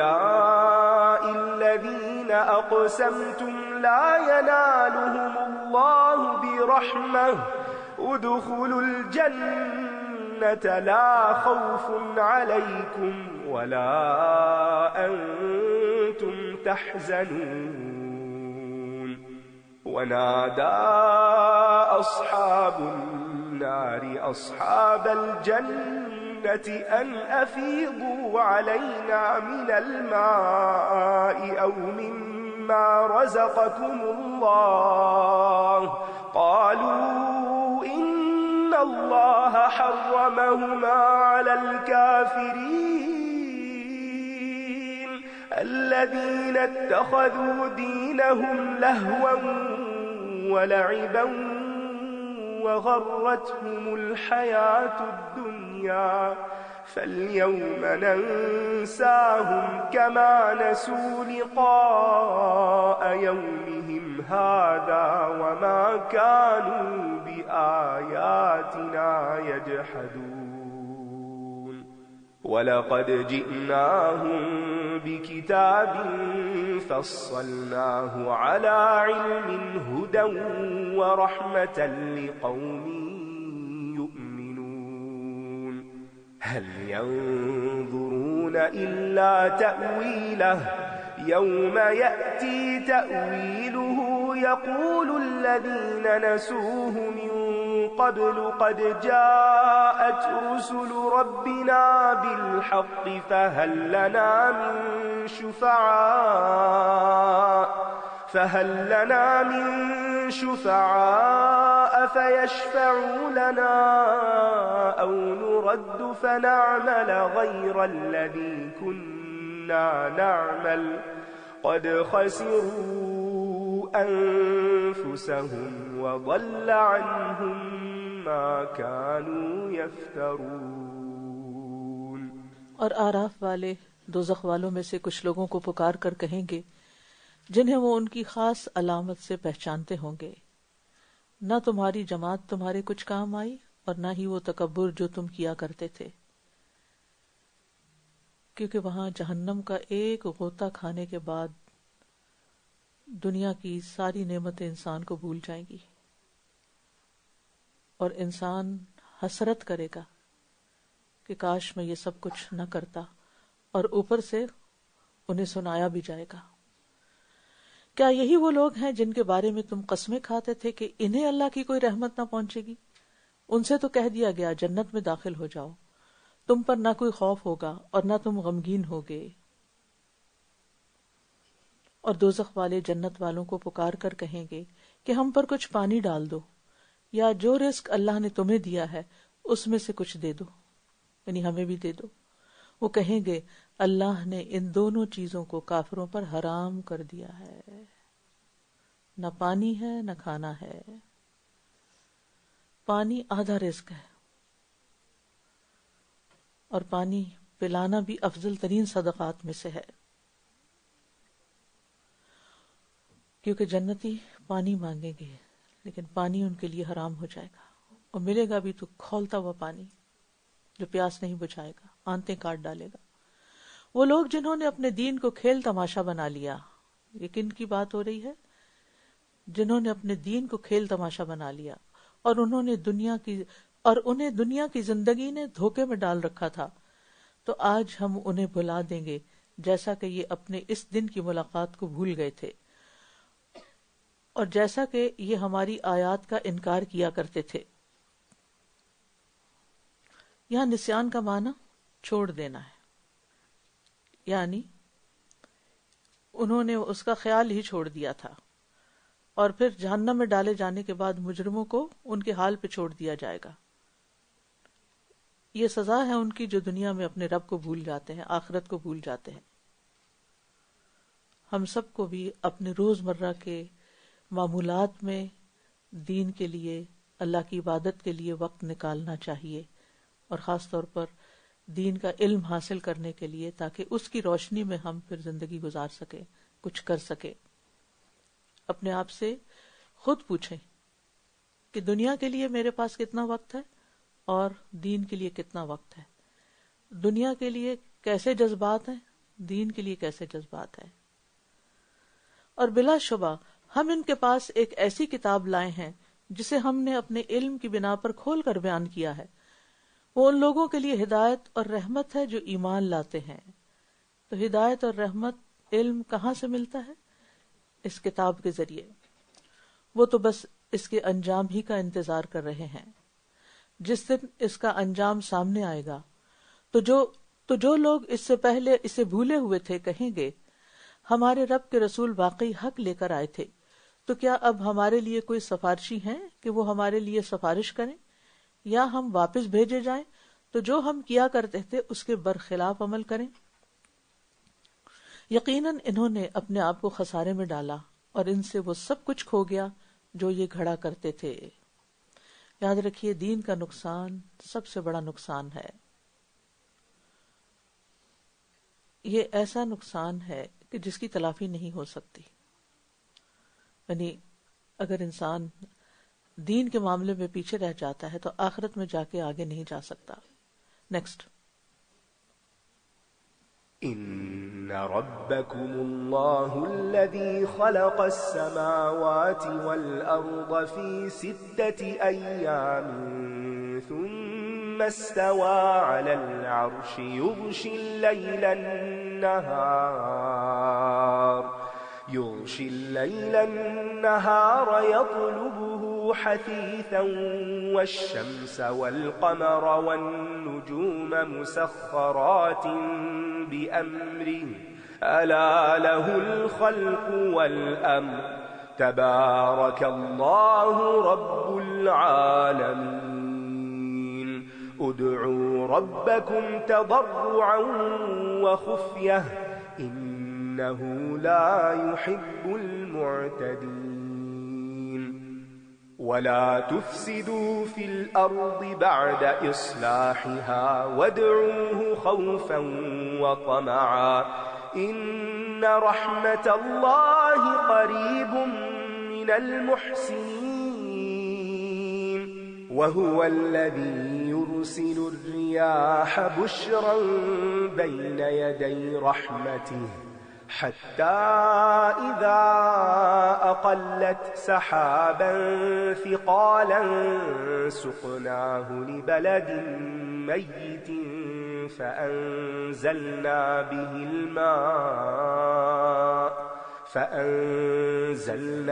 الماء فأخرجنا به من كل الثمرات كذلك نخرج الموتى لعلكم تذكرون والبلد الطيب يخرج نباته بإذن ربه والذي خبث لا يخرج إلا نكدا كذلك نصرف الآيات لقوم يشكرون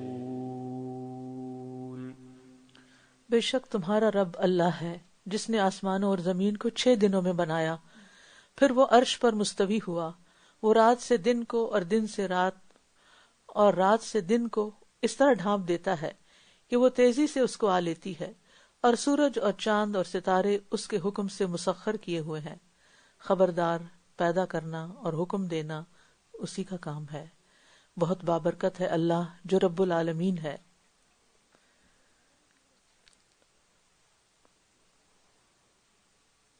یہاں ہم دیکھتے ہیں کہ اللہ سبحانہ و تعالی عرش پر مستوی ہے، اور اس کو اس لیے یہ نہیں کہنا چاہیے کہ اللہ تعالیٰ ہر چیز میں موجود ہے۔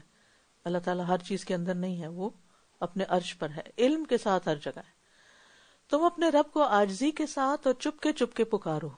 یہ دعا کا طریقہ بتایا جا رہا ہے، عاجزی کے ساتھ، ہمبل ہو کے، اپنی مسکینی اور عاجزی کا اعتراف کر کے کہ اللہ ہم کچھ نہیں، مخلوق کچھ نہیں، ساری قدرت عظمت کا مالک تو ہے، اور چپ کے سرگوشیاں، مناجات، وسپرنگ، دل ہی دل میں۔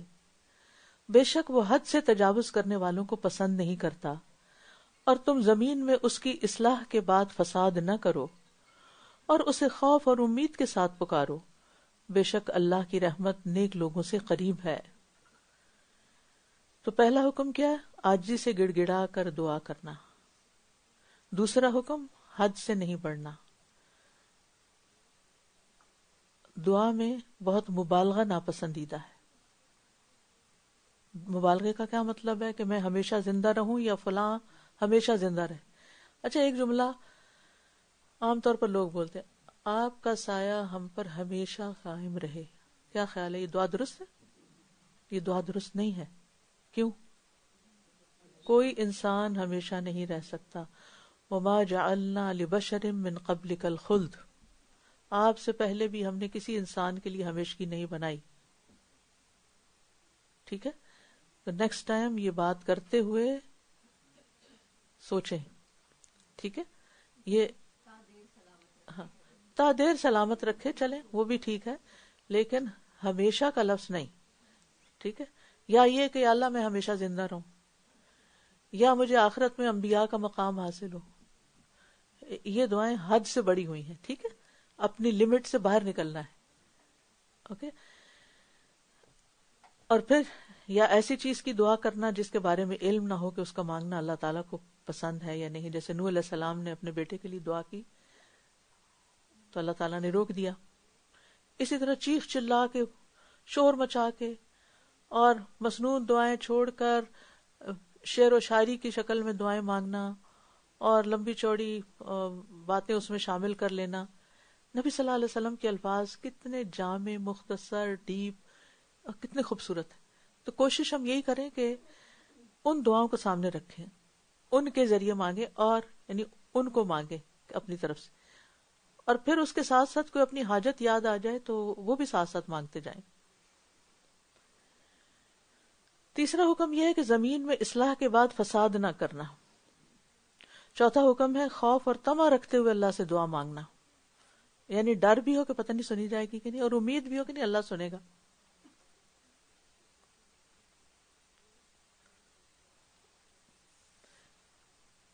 اور اللہ کی رحمت پانے کے لیے محسن بننا، ان رحمت اللہ قریب من المحسنین، زیادہ سے زیادہ احسان کریں، دوسروں کے ساتھ نیکیاں کریں، اور بدلے کی توقع کے بغیر وہ نیکی احسان ہوتا ہے. اگر ہم چاہتے ہیں نا ہماری دعائیں قبول ہوں تو کیا کرنا ہوگا؟ کسی کے ساتھ بھی جو بھلائی ہم کریں اس کا اجر اللہ کے ذمہ رکھیں، احسان کرنے والے بنے. کیونکہ اگر دل میں یہ لالچ آ گئی میں اس کا یہ کام کروں تو اس کے بدلے میں یہ میرا کام کر دے، تو وہ احسان سے نکل جاتا ہے پھر. اور وہی تو ہے جو اپنی رحمت یعنی بارش سے پہلے ہواؤں کو خوشخبری بنا کر بھیجتا ہے، یہاں تک کہ جب وہ بھاری بادل اٹھا لیتی ہیں تو ہم اسے کسی مردہ زمین کی طرف ہانک لے جاتے ہیں، پھر ہم اس سے پانی برساتے ہیں، پھر ہم اس کے ذریعے ہر طرح کے پھل نکالتے ہیں. اسی طرح ہم مردوں کو قبروں سے نکالیں گے تاکہ تم نصیحت حاصل کرو. پاکیزہ دل پر قرآن کا اثر ایسے ہی ہوتا ہے جیسے بارش سے سیراب ہو کر زمین سرسبز ہو جاتی. ہم مسلسل قرآن کی بارش اپنے دلوں پہ لے رہے ہیں. ہونا یہ چاہیے کہ اب ہمارے دلوں کے اندر ایک خوشی آ جائے، اس قرآن کی ایک راحت اور ایک سکون بھر جائے. اگر قرآن سن بھی رہے اور دل پہ کوئی اثر نہیں ہو رہا، قرآن سن بھی رہے اور کیفیت نہیں بدل رہی، قرآن سن بھی رہے ہیں اور غموں سے چھٹکارا ہی نہیں ہو رہا، پھر قرآن کو بلیم نہ کریں. لوگ عام طور پہ کیا کہتے ہیں، ہم نے اتنا قرآن پڑھ لیا لیکن ہو نہیں رہا کچھ. بھئی اپنے دل کی اصلاح کرو، وہاں کچھ بھرا ہوا ہے اور اسے باہر نکالو، پھر قرآن وہاں داخل ہوگا اور دل کی حالت بدل جائے گی. تو انالائز کریں، سیلف انالیسس کریں، خرابی کہاں ہے اور وہ کیسے دور کی جا سکتی ہے. کیونکہ بارش تو زمین پر خوبصورت نباتات اگا دیتی، تو قرآن تو دلوں میں خوبصورتی لے آتا ہے. اور عمدہ زمین کی پیداوار اس کے رب کے اذن سے خوب نکلتی ہے. جو جتنی زرخیز زمین ہوتی ہے اتنی ہی خوبصورت پیداوار لاتی ہے، اور وہ زمین جو خراب ہو گئی ہو اس سے ناقص پیداوار کے سوا کچھ نہیں نکلتا. اسی طرح ہم نشانیاں پھیر پھیر کر لاتے ہیں ان لوگوں کے لیے جو شکر کرتے ہیں. تو علاج شکر میں ہے. پچھلی آیت میں نصیحت حاصل کرنے کا ذکر تھا اور اس آیت میں شکر گزاری کا. تو نعمتوں کا شکر علم اور فہم کے حصول اور ایمان میں اضافے کا ذریعہ بنتا ہے. یعنی شکر ادا کرتے ہیں تو قرآن کا علم زیادہ حاصل ہوتا ہے، ایمان زیادہ بڑھتا ہے. كَذَلِكَ نُصَرِّفُ الْآيَاتِ لِقَوْمٍ يَشْكُرُونَ. نیکسٹ. لقد أرسلنا نوحا إلى قومه فقال يا قوم اعبدوا الله ما لكم من إله غيره إني أخاف عليكم عذاب يوم عظيم. قال الملأ من قومه إنا لنراك في ضلال مبين. قال يا قوم ليس بي ضلالة ولكني رسول من رب العالمين أبلغكم رسالات ربي وأنصح لكم وأعلم من الله ما لا تعلمون.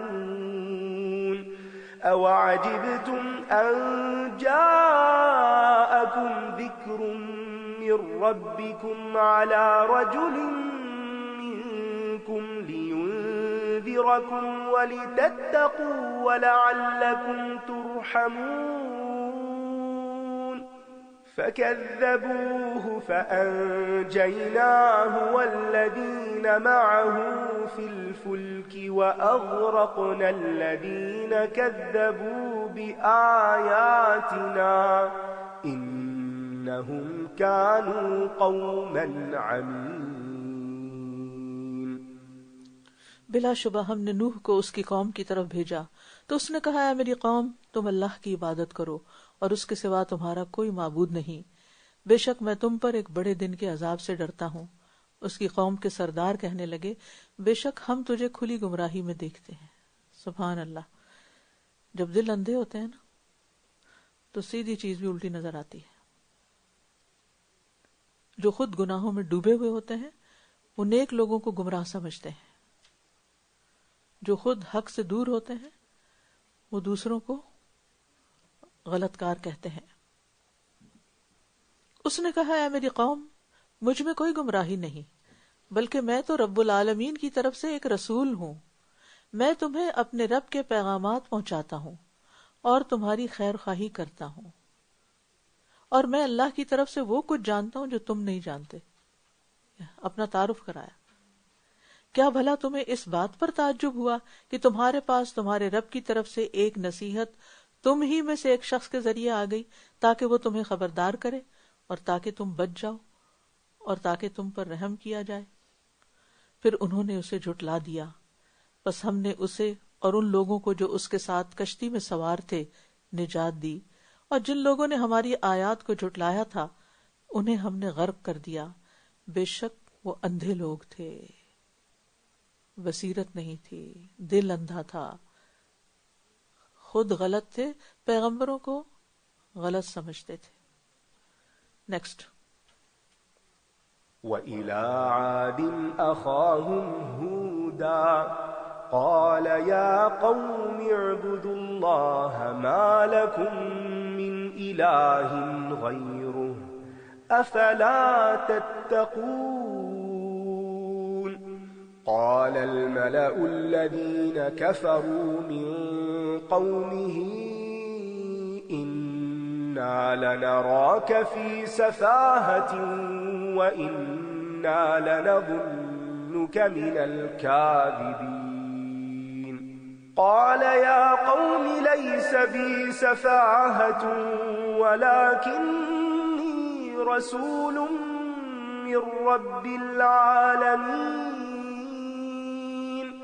أُبَلِّغُكُمْ رِسَالَاتِ رَبِّي وَأَنَا لَكُمْ نَاصِحٌ أَمِينٌ أَوَعَجِبْتُمْ أَن جَاءَكُمْ ذِكْرٌ مِّن رَّبِّكُمْ عَلَىٰ رَجُلٍ مِّنكُمْ لِيُنذِرَكُمْ وَاذْكُرُوا إِذْ جَعَلَكُمْ خُلَفَاءَ مِن بَعْدِ قَوْمِ نُوحٍ وَزَادَكُمْ فِي الْخَلْقِ بَسْطَةً فَاذْكُرُوا آلَاءَ اللَّهِ لَعَلَّكُمْ تُفْلِحُونَ قَالُوا أَجِئْتَنَا لِنَعْبُدَ اللَّهَ وَحْدَهُ وَنَذَرَ مَا كَانَ يَعْبُدُ آبَاؤُنَا فَأْتِنَا بِمَا تَعِدُنَا إِن كُنتَ مِنَ الصَّادِقِينَ قَالَ قَدْ وَقَعَ عَلَيْكُم مِّن رَّبِّكُمْ رِجْسٌ وَغَضَبٌ أَتُجَادِلُونَنِي فِي أَسْمَاءٍ سَمَّيْتُمُوهَا أَنتُمْ وَآبَاؤُكُم مَّا نَزَّلَ اللَّهُ بِهَا مِن سُلْطَانٍ فَانتَظِرُوا إِنِّي مَعَكُم مِّنَ الْمُنتَظِرِينَ فَأَنجَيْنَاهُ وَالَّذِينَ مَعَهُ بِرَحْمَةٍ مِّنَّا وَقَطَعْنَا دَابِرَ الَّذِينَ كَذَّبُوا بِآيَاتِنَا وَمَا كَانُوا مُؤْمِنِينَ۔ اور قوم عاد کی طرف ان کے بھائی ہود کو بھیجا۔ اس نے کہا، اے میری قوم، تم اللہ کی عبادت کرو، اس کے سوا تمہارا کوئی معبود نہیں، اس کے سوا کوئی تمہارا معبود نہیں، کیا تم ڈرتے نہیں ہو؟ اس کی قوم کے وہ بڑے لوگ جنہوں نے کفر کیا کہنے لگے، بے شک ہم تمہیں یقینی طور پر بے وقوفی میں دیکھتے ہیں اور ہم سمجھتے ہیں کہ تم جھوٹے لوگوں میں سے ہو۔ اس نے کہا، اے میری قوم، مجھے کوئی بے وقوفی لاحق نہیں ہے، بلکہ میں تو رب العالمین کی طرف سے ایک رسول ہوں۔ یہاں پر آپ دیکھ رہے ہیں کہ برائی کا جواب یا بری بات کا جواب وہ اسی طریقے سے نہیں دیتے۔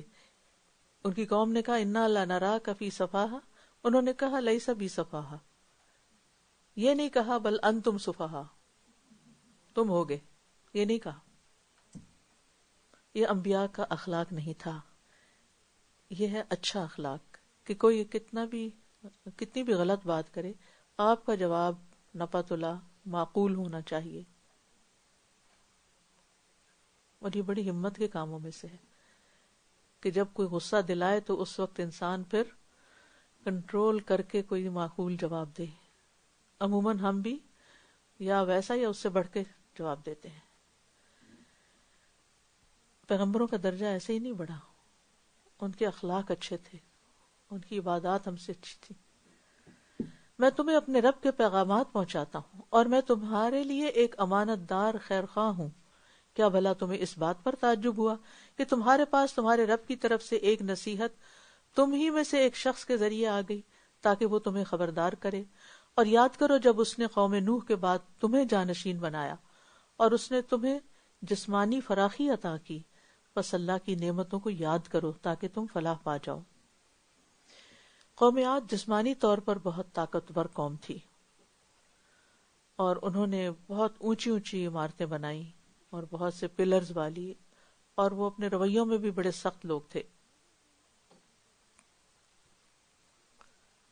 اور یہاں پر تبلیغ کا طریقہ بھی بتایا جا رہا ہے، یہ ہم سب کے لیے سیکھنے کا پوائنٹ ہے یہاں، کہ کسی کو اللہ کی طرف کیسے بلاتے ہیں۔ فاذکروا آلاء اللہ، دیکھو اللہ نے کتنی نعمتیں دی ہیں، تو اللہ کا حق نہیں کہ اس کی عبادت کی جائے۔ آپ نے اپنے بچے کو سمجھانا ہو، کسی دوست کو، کسی کو بھی، تو نعمتیں یاد کروائیں۔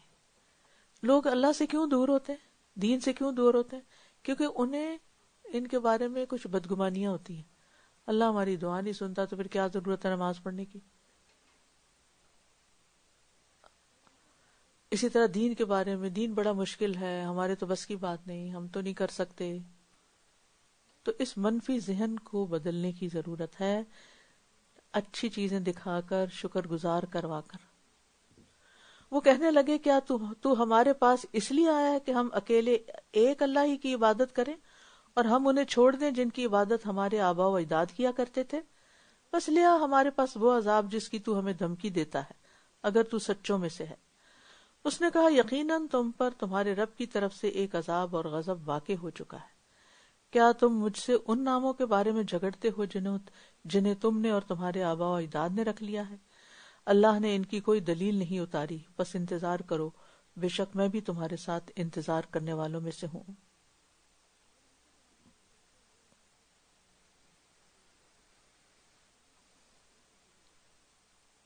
یہ جو انہوں نے نام رکھے ہوئے تھے نا، تم ان ناموں کے بارے میں مجھ سے جھگڑتے ہو جنہیں تم نے اور تمہارے آباء و اجداد نے رکھ لیا۔ یہ آج بھی لوگوں نے اپنے معبودوں کے نام رکھے ہوئے ہیں، کوئی دولت کی دیوی ہے اور کوئی بیماری کا دیوتا ہے اور کوئی بارش کا اور کوئی ہوا کا، اور اسی طرح مختلف کام انہوں نے سونپے ہوئے ہیں۔ ان کی کوئی حقیقت نہیں، وہ کہتے ہیں گریک مائتھالوجی، تو وہ مائتھالوجی ہے، حقیقت نہیں ہے۔ پھر ہم نے اپنی رحمت سے نجات دی اسے اور جو اس کے ساتھ تھے، اور ہم نے ان لوگوں کی جڑ کاٹ دی جنہوں نے ہماری آیات کو جھٹلایا تھا اور وہ ایمان لانے والے نہ تھے۔ نیکسٹ۔ وَإِلَى ثَمُودَ أَخَاهُمْ صَالِحًا قَالَ يَا قَوْمِ اعْبُدُوا اللَّهَ مَا لَكُمْ مِنْ إِلَٰهٍ غَيْرُهُ قَدْ جَاءَتْكُمْ بَيِّنَةٌ مِّن رَّبِّكُمْ هذه ناقة الله لكم آية فذروها تأكل في أرض الله ولا تمسوها بسوء فيأخذكم عذاب أليم واذكروا إذ جعلكم خلفاء من بعد عاد وبوأكم في الأرض تتخذون من سهولها قصورا وتنحتون الجبال بيوتا فاذكروا آلاء الله ولا تعثوا في الأرض مفسدين.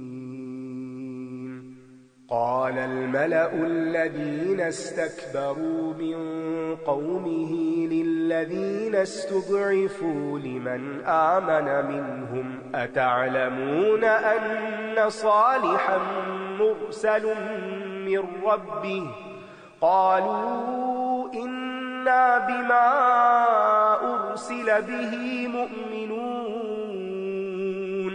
قال الذين استكبروا إنا بالذي آمنتم به كافرون. فعقروا الناقة وعتوا عن أمر ربهم وقالوا يا صالح ائتنا بما تعدنا إن كنت من المرسلين. فأخذتهم الرجفة فأصبحوا في دارهم جاثمين. فتولى عنهم وقال يا قوم لقد أبلغتكم رسالة ربي ونصحت لكم ولكن لا تحبون الناصحين. ولوطا إذ قال لقومه أتأتون الفاحشة ما سبقكم بها من أحد من العالمين إنكم لتأتون الرجال شهوة من دون النساء بل أنتم قوم مسرفون. وما كان جواب قومه إلا أن قالوا أخرجوهم من قريتكم إنهم أناس يتطهرون. فأنجيناه وأهله إلا امرأته كانت من الغابرين. وأمطرنا عليهم مطرا فانظر كيف كان عاقبة المجرمين. और कौम समूद की तरफ उनके भाई सालेह को भेजा। उसने कहा, ऐ मेरी कौम, अल्लाह की इबादत करो, उसके सिवा तुम्हारा कोई माबूद नहीं। यकीनन तुम्हारे पास तुम्हारे रब की तरफ से खुली दलील आ गई है। ये अल्लाह की ऊँटनी तुम्हारे लिए एक निशानी है, लिहाजा इसे छोड़ दो कि अल्लाह की जमीन में चरती फिरे, और तुम इसे किसी बुराई के इरादे से मत छूना, वरना तुम्हें दर्दनाक अजाब पकड़ लेगा। और याद करो जब उसने तुम्हें कौम आद के बाद जमीन का जानशीन बनाया और तुम्हें जमीन में ठिकाना अता किया। तुम उसकी नरम मट्टी से महल्लात बनाते हो और तुम पहाड़ों को घरों की शक्ल में तराशते हो। बस अल्लाह की नेमतों को याद करो और जमीन में मुफसिद बनकर मत फिरो। उसकी कौम के जिन सरदारों ने तकब्बुर किया था, वो उन कमजोरों से कहने लगे जो उनमें से ईमान लाए थे, क्या तुम जानते हो कि सालेह वाकई अपने रब की तरफ से भेजा हुआ है? उन्होंने कहा, जिस चीज के साथ वो भेजा गया है हम उस पर ईमान लाने वाले हैं। उन्होंने कहा, जिस चीज के साथ वो भेजा गया है हम उस पर ईमान लाने वाले हैं। जिन लोगों ने तकब्बुर किया वो कहने लगे, जिस चीज पर तुम ईमान लाए हो हम तो उसका इनकार करने वाले हैं। अब देख रहे हैं आप, तकब्बुर, हक का इनकार। फिर उन्होंने ऊँटनी की कोंचे काट डाली और अपने रब के हुक्म के खिलाफ सरकशी की और कहने लगे, ऐ सालेह, ले आओ हम पर वो जिसकी तुम हमें धमकी देते हो, अगर तुम रसूलों में से हो। तो تو انہیں زلزلے نے آ پکڑا، یوں وہ اپنے ہی گھروں میں اوندھے کے اوندھے پڑے رہ گئے۔ قوم صالح پر آنے والا عذاب، اس میں زلزلہ بھی تھا اور چیخ کا ذکر بھی آتا ہے، اور پھر یہ کہ وہ اوندھے جا پڑے، سینے کے بل ایسے گرے کہ ہل بھی نہ سکے، اٹھ ہی نہ سکے واپس۔ تو وہ ان سے منہ موڑ کر چلا گیا اور کہا، ہے میری قوم، یقیناً میں نے تمہیں اپنے رب کا پیغام پہنچا دیا تھا اور میں نے تمہاری خیر خواہی کی تھی، لیکن تم خیر خواہوں کو پسند نہیں کرتے۔ کتنا بڑا دھوکہ ہے، اور یہ ابلیس کا دھوکہ ہے نا، کہ وہ انسان کو اس طرح بلائنڈ کر لیتا ہے کہ وہ خیر خواہ اس کو بدخواہ نظر آتا ہے۔ دیکھیں خاص طور پہ بچوں کو ماں باپ کیسے نظر آتے ہیں کہ یہ تو ہمارے دشمن نمبر 1 ہے، حالانکہ ماں باپ سے بڑھ کر خیر خواہ کون ہو سکتا ہے۔ اور اسی طرح اور رشتوں میں بھی، جو کوئی نصیحت کرے، جو کوئی حق کی بات بتائے، لوگ اس سے بدظن ہو جاتے ہیں، دور ہو جاتے ہیں کہ ان کا تو سامنا ہی نہ کرو، ان سے تو ملو ہی نہ۔ تو نصیحت کرنے والوں سے نفرت کرنا یہ قوموں کی ہلاکت کی نشانی ہوتی ہے۔ اور لوط کو ہم نے پیغمبر بنا کر بھیجا جب اس نے اپنی قوم سے کہا، تم ایسے فحش کام کا ارتکاب کرتے ہو جس کا تم سے پہلے جہان والوں میں سے کسی نے بھی ارتکاب نہیں کیا۔ جس قوم کی طرف لوط علیہ السلام بھیجے گئے تھے وہ ان کی اپنی قوم نہیں تھی، لیکن انہیں انہی کی طرف منسوب کیا گیا، کیونکہ وہ تو عراق سے آئے تھے اور یہ صدوم کے علاقے میں تھے۔ تو جب پیغمبر کسی قوم میں اپوائنٹ کر دیا جاتا ہے تو پھر وہ اس کی قوم کہلاتی۔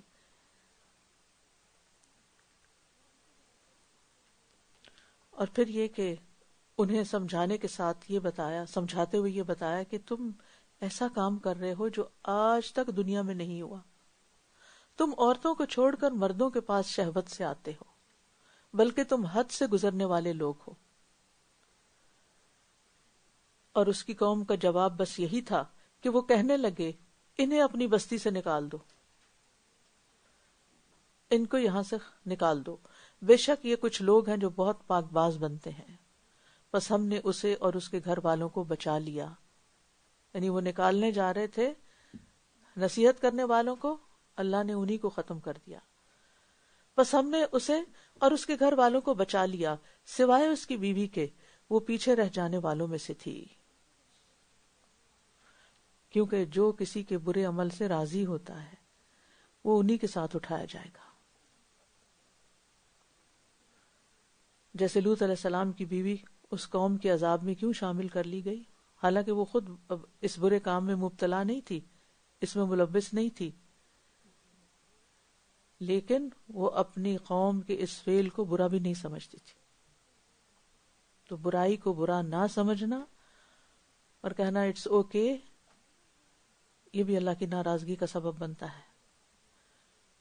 اور ایک اور بات جو سیکھنے کی یہاں پتہ چل رہی ہے کہ محض نیک ماحول میں رہنے سے انسان ہدایت یافتہ نہیں ہوتا۔ وہ پیغمبر کی بیوی تھی، پیغمبر کے گھر میں تھی، جہاں ہر وقت خیر کی بات ہوتی تھی، لیکن اس پر کوئی اثر نہیں ہوا کیونکہ اس کے اپنے اندر طلب نہیں تھی۔ جب تک انسان کے اندر خود اخلاص نہ ہو، طلب نہ ہو، تو فائدہ نہیں۔ اور ہم نے برسائی ان پر ایک بارش، تو دیکھو کیسا ہوا انجام مجرموں کا۔ یعنی قوم لوط ایسی تباہ ہوئی کہ آج تک آباد نہ ہو سکی۔ اور یوں اللہ نے ہر ظالم اور سرکش کو عبرت کا نشان بنا دیا۔ ہے کوئی جو اس سے عبرت حاصل کرے۔ وآخر دعوانا ان الحمد للہ رب العالمین۔ سبحانک اللہم وبحمدک، اشہد ان لا الہ الا انت، استغفرک واتوب الیک۔ السلام علیکم ورحمۃ اللہ وبرکاتہ۔